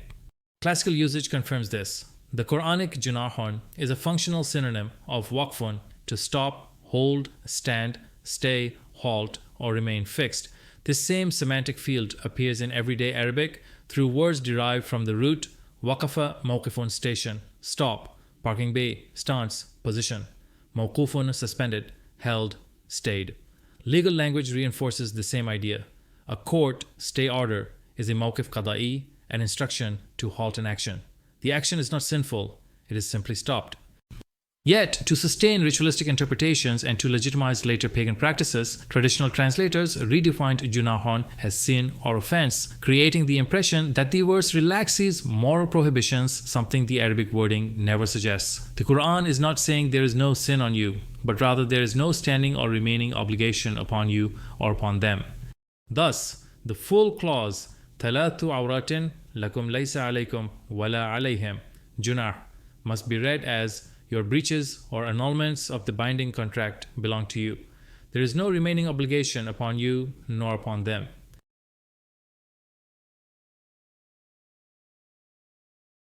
Most people read the verse ba'dahunna tawafun alaykum and think it means after them people can walk around you. But there's a huge problem. Hunna can't even mean them here. It's a feminine plural pronoun. It cannot be used for men, boys, or servants. ever. So, what is hunna doing in this verse? Early Arabic tells us hunna is actually a verbal noun from the root ha, noon, hamza, meaning bon appetite, enjoying, satisfying, delighting, pleasing, making happy, relieving, comforting, stroking, adoring, warming, intimating, and calming down. In some classical sources, the word hunna is also listed with meanings connected to sighing, groaning, soft breathing, or subdued weeping, expressions often associated with physical relief, pleasure, or emotional release. In that sense, the phrase bardahun naturally conveys the idea of after the sighing, after the soft groan, or after the release of intimate tension. In the same thematic range, Kanzul Lugha by Ibn Maruf, as reflected on page 3045 of Lane's lexicon, records the entry hun to mean a thing, and, in anatomical context, it also refers to male and female intimate parts. These meanings apply only when the surrounding text discusses bodily anatomy. Otherwise, the core semantic field of hunna revolves around ease, relief, pleasure, calmness, and softening, which fits the contextual reading of bardahunna in the verse. So the phrase bardahunna means after the calm, after the relief, after the settling of emotions, and it comes right after Salatul Isha, a phrase that originally meant intimate nesting, closeness, bonding, not a clock time prayer. So the verse is describing a human moment, intimacy, calmness, then reconciliation. And that brings us to Tawafun Alaikum. What if I told you that one of the most mistranslated Quranic phrases is secretly describing reconciliation, not people walking around your house? Most translations say, after them, they walk around you, move about freely, visit you. But here's the problem. Tawafun has nothing to do with visiting, roaming, or circling. That meaning was invented centuries later, mainly to justify pagan-style circumambulation rituals. In its correct linguistic form, tawafun is built from tawaf plus the regular sound plural marker un. The term tawaf itself is a verbal noun or active participle formation derived from the true triliteral root tafaf, created by doubling the final radical fa of the proto-biliteral base taf. From this biliteral base, taf, Arabic naturally generates a family of verbs, verbal nouns, and adjectives simply by inserting the appropriate vowels, a standard morphological process. But later scholars, attempting to force new religious meanings into the Quran, introduced artificial roots such as tafa'a, tafia, and tafa. These forms are legitimate verbs, but they are not root words, nor do they represent the original lexical source of tawafun. Similarly, although tawfun can appear as a noun or as a perfect verb, the pattern tawaf, from which tawafun is made, is formed by placing a lef into the base tawf to create a verbal noun indicating action, engagement, or movement, not ritual circling or physical rotation. Later scholars had a clear goal in mind. They wanted to justify and normalize circumambulation of the Kaaba and constant movement around the shrine. To achieve this, they were compelled to force Quranic words derived from the root ta, fa, fa, such as tawafun and yatuf, into meanings like going round, circling, visiting, and coming and going, even though these ritual senses do not represent the original or primary lexical range of the root. Key manipulation is clearly visible in Lane's lexicon and similar reference works. On page 1892, the entry for tawaf is framed, citing Ar-Raghib as going or walking around, especially in the sense of circumambulating the Kaaba. This framing conveniently supports the later ritual interpretation rather than the older, broader lexical range of the root. Yet, the very same sources also preserve the earlier, more authentic meanings. On that same page, Tawaf an-Nas is defined as he filled the land with people, indicating spreading, filling, or completeness, not circling. Likewise, Ataf bishayt is glossed as surrounded or encompassed something, which implies embracing, enclosing, or binding together rather than walking in circles. These meanings, filling, surrounding, encompassing, binding, align far more naturally with the Quranic usage of tawafun, which conveys the sense of binding together, enclosing one another, clasping, or surrounding one another in unity. Dictionaries eventually prioritized the idea of circumambulation by first redefining yatuf, especially in Quran 56:17 and 76:19, through the already distorted tafsir that imagined boys eternally circling believers in paradise. Once scholars claimed that yatuf means rotate around, the lexicons began their entries with the ritual, circular meaning, pushing the older and deeper senses, mounting, crossing, floating, filling, binding, into later and vague notes. Lane's lexicon and similar works compound this confusion by scattering the correct semantic range of tawf, tawaf, tawafun across widely separated pages 1892 to 1893, 1857 to 1858, 1905 to 1906, making it easy for the casual reader or anyone weak in Arabic to see only the circular or circumambulation meaning while missing the broader field. Yet the classical material itself preserves that field very clearly. Tawf is also defined as mounting, riding, loading, shifting across spaces, like crossing a river, and it is associated with floating structures, rafts made of inflated skins that rise and stay above water. The maker or rider of such a raft is called tawal, which naturally reflects rising and elevation, not circling. Likewise, tufan in original Arabic signified extremity, height, intensity, and rising, but later under Persian influence, translators reduced it to storm flood. Other definitions include going to the top, filling to the brim, rising in abundance, all pointing to a core meaning of elevation, fullness, reaching the high point, and enclosing or binding, not walking in circles around an object. In authentic Arabic usage, circular motion is expressed through words like dairat for a circle, dairatun, mustadiratun for a round circle, and yadur for to circle, while a modern roundabout is called a dawar, none of which use the term tawaf. This alone shows that circumambulation is not the natural lexical meaning of tawaf. Its circular sense is a later ritual imposition tied to shrine rituals, not genuine Arabic linguistics. Classical dictionaries also record emotional, intensive, and passing meanings from the same root family. Taf, tafa, tof, taif, including climbing, rising, floating upward, not sinking, crossing over, passing away, and metaphorically dying for someone out of deep love. In this light, the phrase tawafuna alaykum naturally conveys those who rise toward you, cling to you, float over you, bind themselves to you, or die to themselves for you.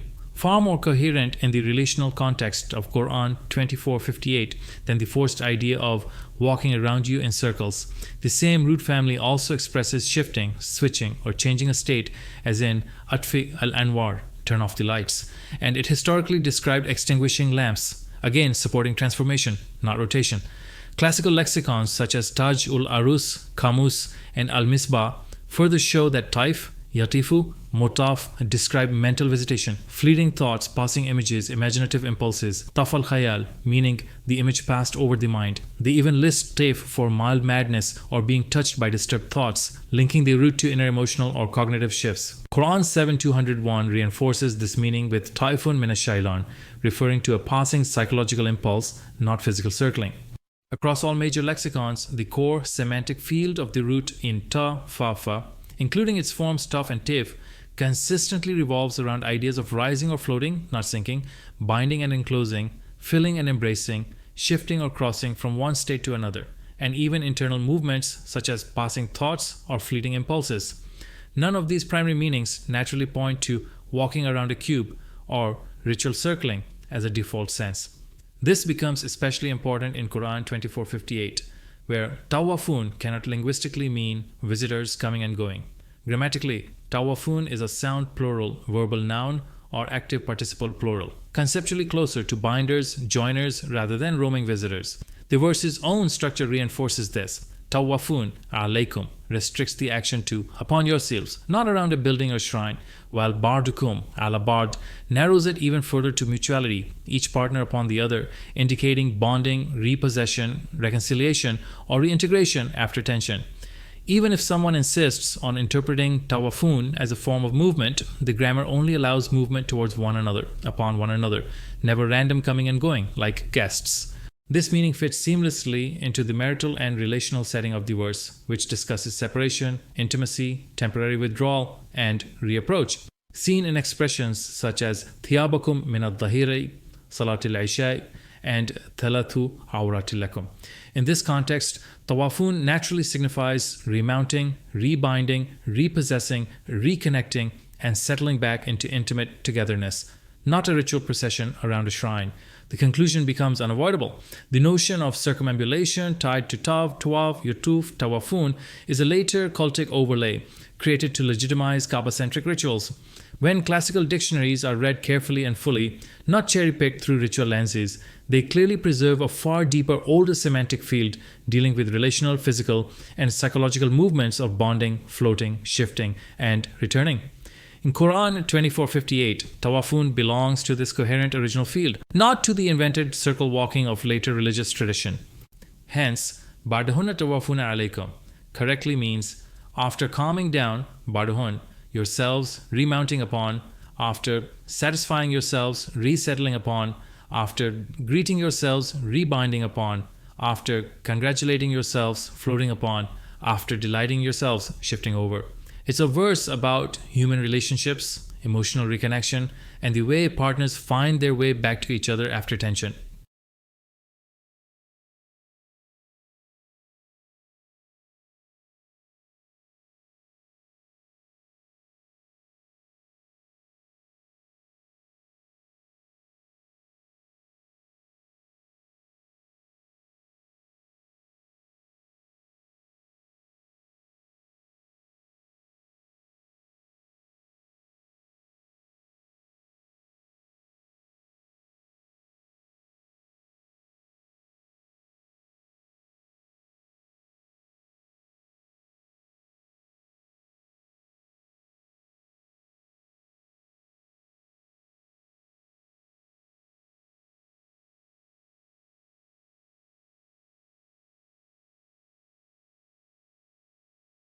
The word bardun in Arabic strictly denotes a part, juz'un, or portion of a unified whole. It never means some people or a number of individuals. Its fundamental role is to identify one segment of a complete entity, something that shares, supports, or completes another part of the same structure.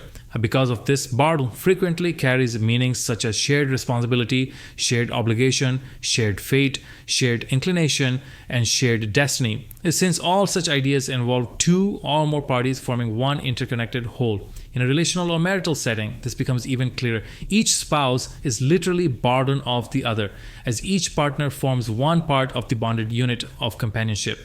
For this reason, both are called bardun of one another, two parts completing a single joined whole.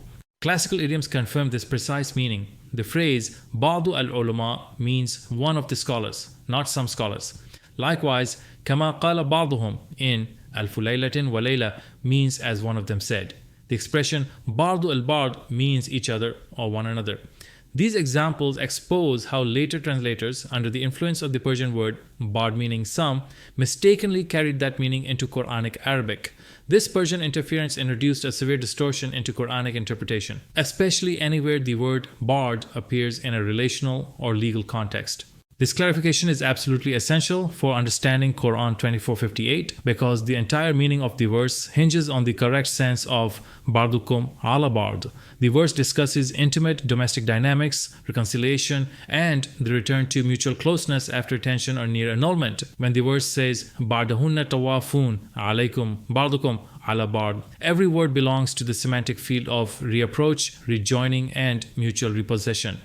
The expression bardihunna marks the moment after satisfaction, calming down, cooling of emotions, or intimate settling, a return to emotional equilibrium. The next word, tawafun, describes the partners approaching one another again, remounting, rebinding, resettling, or floating back into the embrace of the relationship. None of this is about visitors coming and going. Once this is understood, the phrase bardukum ala bard becomes crystal clear. It means each one of you upon the other, each one of you returning to the other, each one of you over the other, each one of you back into the bond with the other. It describes two partners, each being bardun of the other, together rebuilding their unity.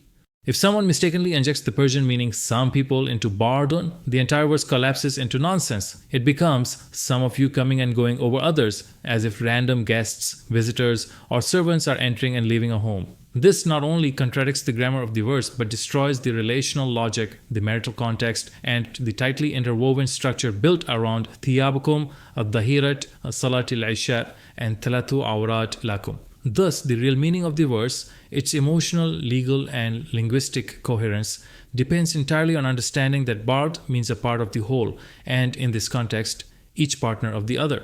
When read correctly, the sentence conveys, after calming yourselves, you remount upon one another. After settling yourselves, you rebind yourselves to one another. After satisfying yourselves, you resettle upon one another, each one of you upon the other. Bardukum ala bard.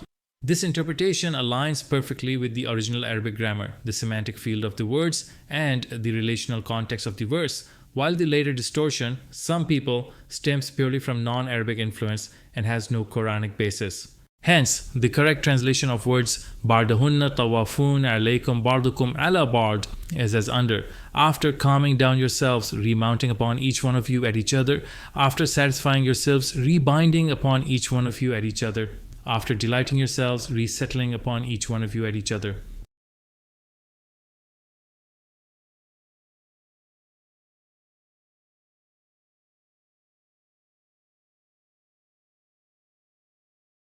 In the final clause of verse 2458, the terms al-ayat and hakim are commonly translated as verses and wise, although such interpretations are rooted more in later religious convention than in the Quran's linguistic reality. The Quranic word al-ayat was gradually restricted under the influence of earlier scriptural traditions to mean verses or signs, even though the English term verse historically refers to rhythmic musical lines sung with meter and beat, derived from versify, a practice associated with hymns, psalms, and poetic liturgy.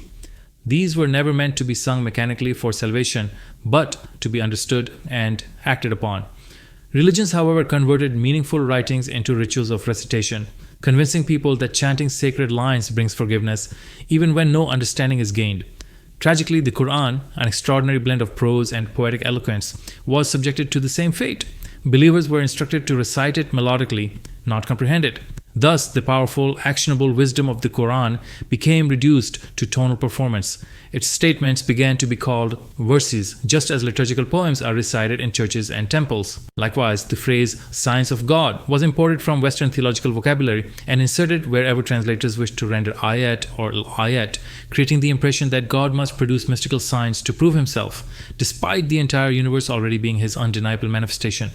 Although verse numbers have become a universal referencing tool, the Arabic word al-ayat in the Quran must still be translated correctly within its context. In classical Arabic, the word refers to affairs, matters, issues, events, consequences, outcomes, next steps, methods, regulations, rules, procedures, ways, criteria, examples, and courses of action. In verse 2458, this meaning is explicit, means thus does God clarify for you the rules, the methods, the procedures, and the matters concerning yourselves, specifically the relational and marital protocols detailed earlier in the verse. And therefore, the ayat here cannot mean science or poetic verses. It denotes the regulations and legal procedures governing intimate relationships. The closing attribute, hakim, is equally misunderstood. Derived from the Arabic root hakam, it means one who governs, adjudicates, authorizes, regulates, issues rulings, or exercises binding judgment. It parallels Arabic hakim, a governing authority. It does not mean wise, which comes from the Persian root hikmat. Persian hakim refers to a sage, philosopher, scholar, or physician, not the Quranic concept. Therefore, in the Quran, Allahu, Alim Hakim, correctly means, and God is all-knowing and a governing authority. This aligns perfectly with the opening legislative formula, Ya ayyuha alladhina amanu liyasta'dinkum, where liyasta'dinakum contains the root adhin, meaning authorization, permission, legal allowance. Thus, the ending reinforces the beginning. God, as the ultimate governing authority, clarifies the legal procedures, al-ayat, governing relational conduct. Oh, everyone here who are faithful followers ruling is being made for yourselves, who had your sworn right of access, and who from yourselves do not promote their tolerance before the breakup of relationship of both-sided mutual bond, and eventually you break your ties from the explicit declaration, and then, after the subsisting relationship, contract annulments for yourselves, not standing upon yourselves and not upon themselves, after calming down yourselves, remounting onto each one of you at each other, like that God makes clear for yourselves the rules, and God is a knowledgeable governing authority. O you who live in loyalty and commitment, a ruling is being set out for you regarding those who are allowed to come near you by agreement, and regarding those among you who have not yet reached the stage where they can sustain or uphold mutual tolerance within a relationship.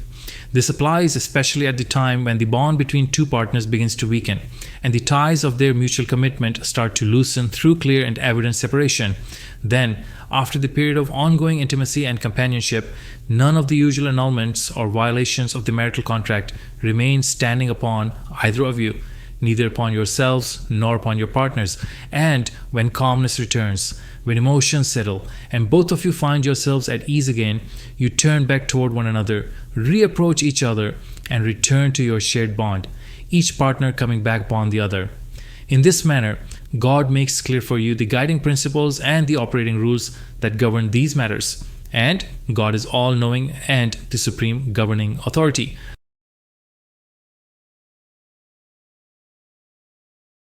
The central message of Quran 2458 becomes strikingly clear once we peel away centuries of ritual-driven mistranslation. The verse has never been talking about prayer times, rituals, or religious moments of privacy. Instead, it addresses real human relationships, especially the emotional and contractual dynamics between spouses. For generations, people assumed that words like Salatul Isha, Ad-Dahira, and Al-Fajr referred to the night prayer, the midday prayer, and the morning prayer.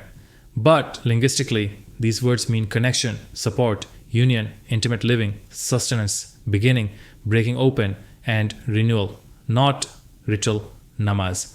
Ritual meanings were imposed later, once religious practices had already formed, and interpreters then read those rituals back into the Quran. When we read the verse according to its original proto-roots, classical lexicons, grammar, and pre-Islamic usage, the entire picture shifts. Verse 24:58 describes a couple who formed a bond and pledged oaths to one another, then went through conflict, emotional distance, or even temporary separation. Their relationship experienced moments where the bond seemed nullified or defective, thalatu awratin lakum, which refers not to nakedness or privacy times, but to mutual annulments and breakdowns of a contract. After this disruption, emotional calm returns, bardahunna, and both partners reach a state in which reconciliation becomes possible again. The Quran then uses the term tawafun alaykum ba'dukum ala ba'd, which has nothing to do with circling, visiting, or coming and going. Instead, it conveys rising toward each other, rebinding, remounting, reuniting, floating back, repossessing, approaching, and embracing one another again. The phrase literally restricts the movement to upon yourselves and each one of you upon the other, which perfectly fits a relational reconnection, not people wandering around like guests, and certainly not pilgrims walking circles around a shrine. This insight dismantles the long-held belief that marital separation is finalized by merely uttering a few words. The verse demonstrates the opposite. Separation is a process, not a magical formula, and reconciliation is valid if both partners freely choose one another again. Even if tensions led to emotional withdrawal or temporary annulment, the couple retains the agency to reunite on their own accord without clergy, rituals, or formal ceremonies. The Quran acknowledges the fluid, human nature of relationships and it creates a lawful pathway back to stability, tenderness, and mutual support. Finally, the verse closes with كَذَلِكَ يُبَيِّنُ اللَّهُ لَكُمُ الْآيَاتِ وَاللَّهُ عَلِيمٌ حَكِيمٌ, which most translators reduce to God makes his signs clear and God is wise. But al-ayati here means the rules, procedures, methods, and course of action pertaining to these relational matters, not mystical science. And hakimin does not mean wise in the philosophical or Persian sense. It refers to a governing authority issuing judgments and regulations. Thus, the ending reinforces the beginning, showing that this verse is a legal directive, not a devotional one.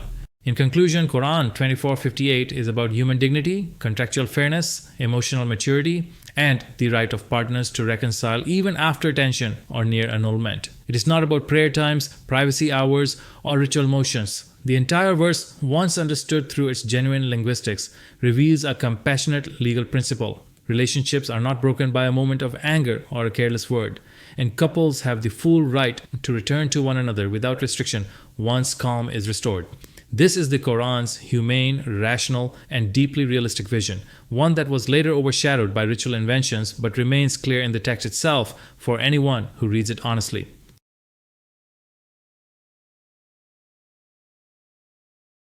When we examine Quran 1778 closely, a surprising pattern emerges in almost all mainstream translations. Well-known translators, whether classical figures like Yusuf Ali, Maududi, Khadri, Jalandhari, or modern names like Khalifa, Shabir Ahmed, Free Minds, and even Quranist reformers, consistently insert concepts that simply do not exist in the Arabic text. Terms such as Fajr, Zur, Asr, Maghrib, and Isha are references to angels attending morning prayers, and instructions about reciting or reading the Quran at dawn are brought into the translations, even though none of these words appear in this verse. These additions reflect long established ritual frameworks inherited from older religious systems, including the 5-prayer structure found in Manichaean and Zoroastrian traditions. Once we step back from these inherited assumptions and return to the linguistic foundation of the verse, the meaning becomes far clearer and far more consistent with Quranic language. By analyzing the actual Arabic expressions, each according to its root, form, and grammar, a very different picture emerges. The command Aqimis Salat carries the sense of elevating, promoting, or highlighting a connection,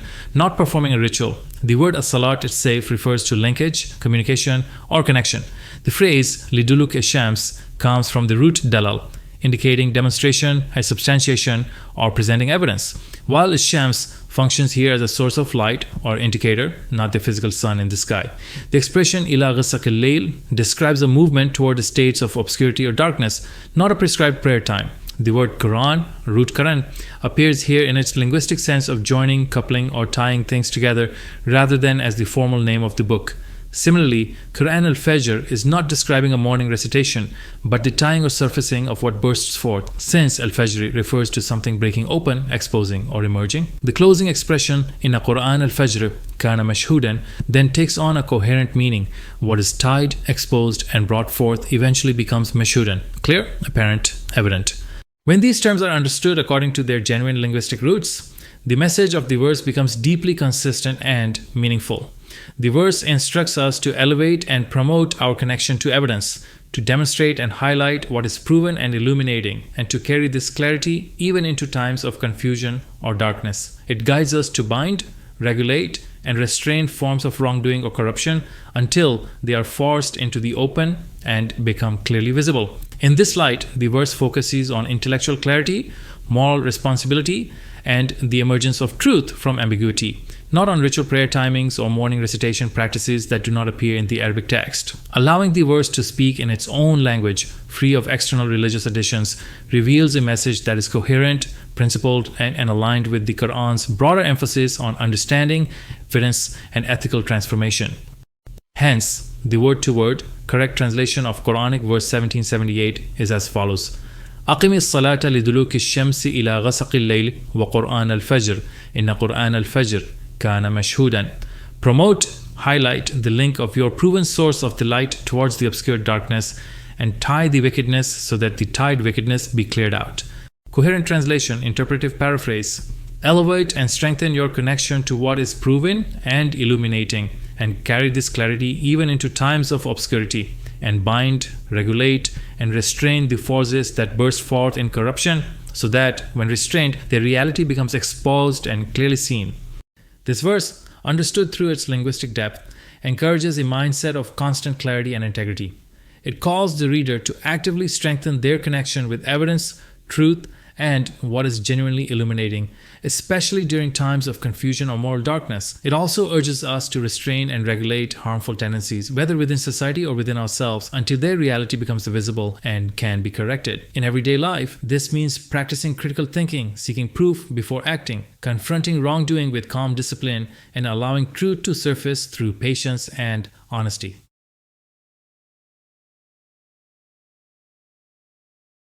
When we look at the Arabic wording of 1828, a very practical and grounded message appears, far from the ritualistic interpretations given in many translations. The phrase "wasbir nafsak" asks you to hold your ground, steady yourself, and stay committed with those people who consistently yadruna rabbahum, meaning those who proceed, serve, and work under the care, system, or order of their Rabb, sustainer. That their commitment operates bil-ghada wal-ashi, not as morning and evening, but as engagement with God's forward-moving prospects, al-ghada, and their own areas of expertise, responsibility, and specialization, al-ashi, all while genuinely pursuing wajha, meaning his direction, aim, or objective. The next instruction, وَلَا تَعْدُ عَيْنَاكَ عَنْهُمْ warns you not to shift your focus away from such sincere, disciplined individuals. Turning your attention from them in order to seek zinat al-haya la-dunya does not condemn worldly life. Rather, it encourages seeking true worldly dignity, strength, and honor, not hollow display or superficial status. Finally, the verse warns against following anyone aghfalna qalbahu an dhikrina, someone whose heart has become turned away from God's standards and who has come to rely solely on himself. Such a person, wattabara hawa, is him, self-referential, self-absorbed, and his overall trajectory, wakani amruhu furutan, becomes exaggerated, reckless, and imbalanced. Read in this light, the verse is offering powerful guidance. Stay aligned with sincere, purpose-driven people. Remain focused on meaningful responsibility rather than empty glamour, and avoid leaders or influences who operate from ego, neglect, or self-invention rather than principle.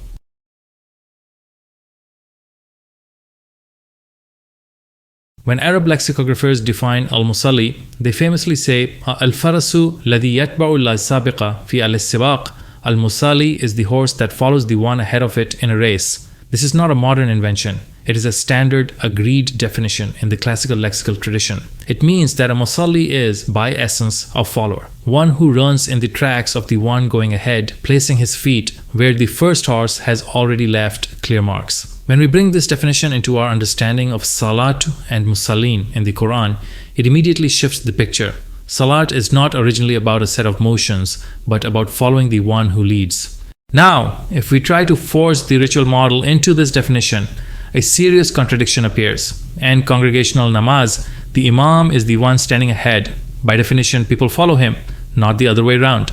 According to the lexical definition, he cannot be the musalli, because al-musalli is the one who follows someone ahead of him in the race, not the one being followed.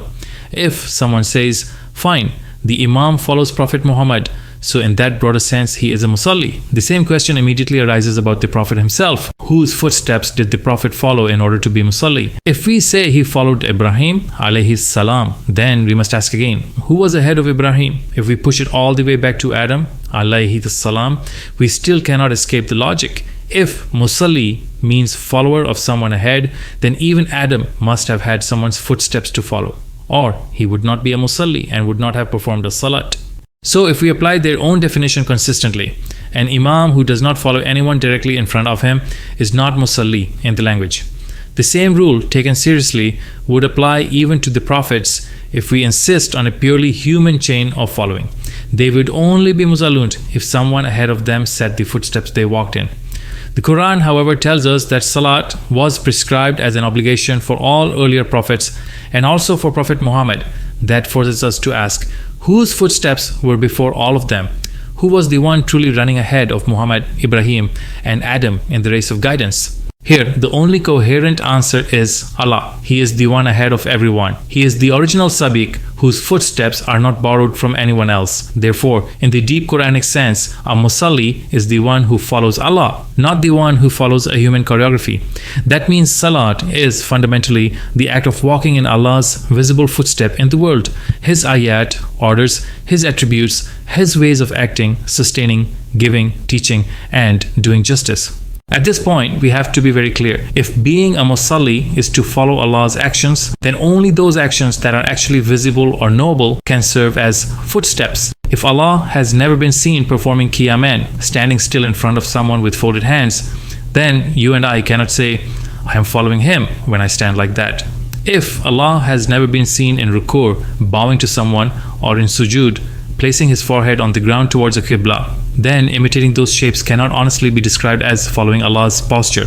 No human being, no prophet, no saint has ever witnessed Allah performing qiyam, ruku, sajud, or turning his head right and left in tashahhud. So, how can the copying of these motions, which have never been seen from Allah, be the essence of salat and the mark of a true musalli? The Quran itself resolves this tension by defining salat through concrete ethical behavior, not through ritual positions. In Surah Al-Anfal, the people who truly establish salah are immediately described as those who share what they have. الَّذِينَ يُقِيمُونَ لِلصَّلَاةِ وَمِمَّا رَزَقْنَاهُمْ يُنْفِقُونَ 8:3. Those who establish salat and from what we have provided them, they spend. Here, iqamat al-salat is tied directly to economic and social generosity, using what Allah has given you to support others. This is following Allah, because He is the provider, and the verse mirrors that attribute. The people of hell in Surah Al-Mudaththir confirm the same meaning from the negative side. When the people of paradise ask them, 74:42, what led you into Sakar, the blazing fire? They reply in two short, devastating sentences. They will say, we were not of the Muzallin, and we did not feed the needy, Al-Miskin. 74:43-44. Notice how the Quran itself connects Lam naku min al-muzallin directly with Walam naku nut'imu al-miskin. They were not musallin because they did not feed those without provision. In other words, failing to mirror Allah's attribute of rizq, provision, means failing to be a musalli. In Surah Al-Ma'arij, the Quran goes even further and contrasts salatu with its opposite. The hellfire is described as tad'u man adbara wa tawalla, Surah 70 verse 17. It calls those who turned their backs, and tawalla, turned away. So tawalla, turning away, withdrawing from responsibility, is the antonym of true salat. Then the text makes an exception. Illa al-musallin, 70:22. Except the musallin. Who are they? The Quran explains, Ladina hum ala salatihim da'imun, 70:23. Those who are constant upon their salat. This is not a 1-minute ritual. It's a way of life. And the very next verses define that life pattern in detail. وَالَّذِينَ فِي أَمْوَالِهِمْ حَقٌّ مَعْلُومٌ لِلسَّائِلِ وَالْمَحْرُومِ 70:24-25. And those in whose wealth there is a known right for the asker and the deprived. So according to the Quran's own sequence, al-musallin are those who live in a constant mode of salat by structurally reserving a share of their resources for the needy. This is how the book itself teaches what salat looks like in practice. At this point, the logical picture becomes clear. Salat is, at its root, following Allah, walking behind Him as the sabiq, tracing His visible actions in the world. His footsteps are His repeated attributes and patterns. He provides rizq, He shows mercy, rahmah, He enforces justice, adl. He teaches and educates, Allama al-Quran, 55:2, Allama bil-Qalam, 96:4. He creates and customizes Ahsanul Khaliqeen, 23:14, and He manages and sustains the whole system of existence.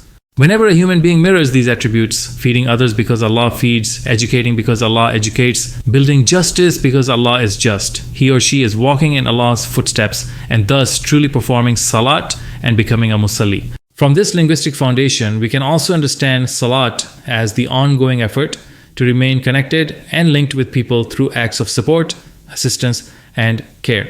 If the core meanings of the root swad, lam, revolve around joining, linking, following closely, and attaching oneself, then one natural expression of this connection is how we engage with human beings around us. The Quran reinforces this repeatedly, feeding the needy, sharing provision, supporting the deprived, maintaining justice, and uplifting others from our individual capacities.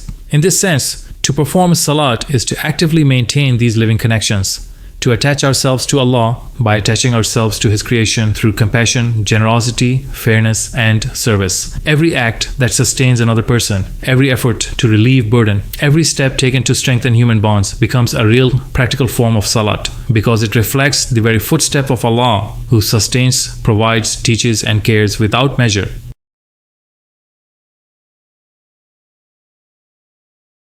When people hear the phrase Salat il-Jumu'ah, they immediately think of the Friday prayer that Muslims perform weekly. When we return to Quran 62:9 with fresh eyes, a very different picture emerges from what we have been taught. The familiar idea of a weekly Salat al-Jumu'ah, a Friday congregational prayer, disappears once we examine the actual Arabic wording. The traditional translation inserts concepts like Friday prayer and Adhan, yet none of these terms appear in the verse itself. The phrase إِذَا نُودِيَ لِلصَّلَاةِ يَوْمَ الْجُمُعَةِ has been shaped by later ritual practice, not by the linguistic reality of the Quran. The verb nudi, usually rendered as call to prayer, does not come from a root meaning vocal announcement. Its deeper proto-root nad carries the sense of being stirred, moved, reclaimed, activated, assembled, or transformed. This makes the verse speak about a moment of inner or collective activation, not a ritual call. Likewise, a salat in its original root sense is connection, linking, bonding, aligning, not a fixed sequence of motions. And the most striking point is that al-Jumu'at does not linguistically mean Friday at all. Its root jamar is used throughout the Quran to describe gathering, reassembling, collecting, and recomposing, the moment of reckoning and accountability. In Quranic usage, this root consistently points to a collective moment of awakening, not a day of the week. When read through its own language, the verse is describing a time when people are stirred toward alignment and connection during a moment of collective gathering or moral accountability, not a summons to a weekly ritual that the Quran never names. The message is about ethical readiness, social cohesion, and responding to a moment of truth, not the observance of a fixed Friday ceremony. By re examining the roots and patterns of Quranic usage, it becomes clear that what many call the Friday prayer is not actually present in the verse, and that the real call is to alignment, responsibility, and collective awareness, not to a ritual that entered the tradition long after the Quran.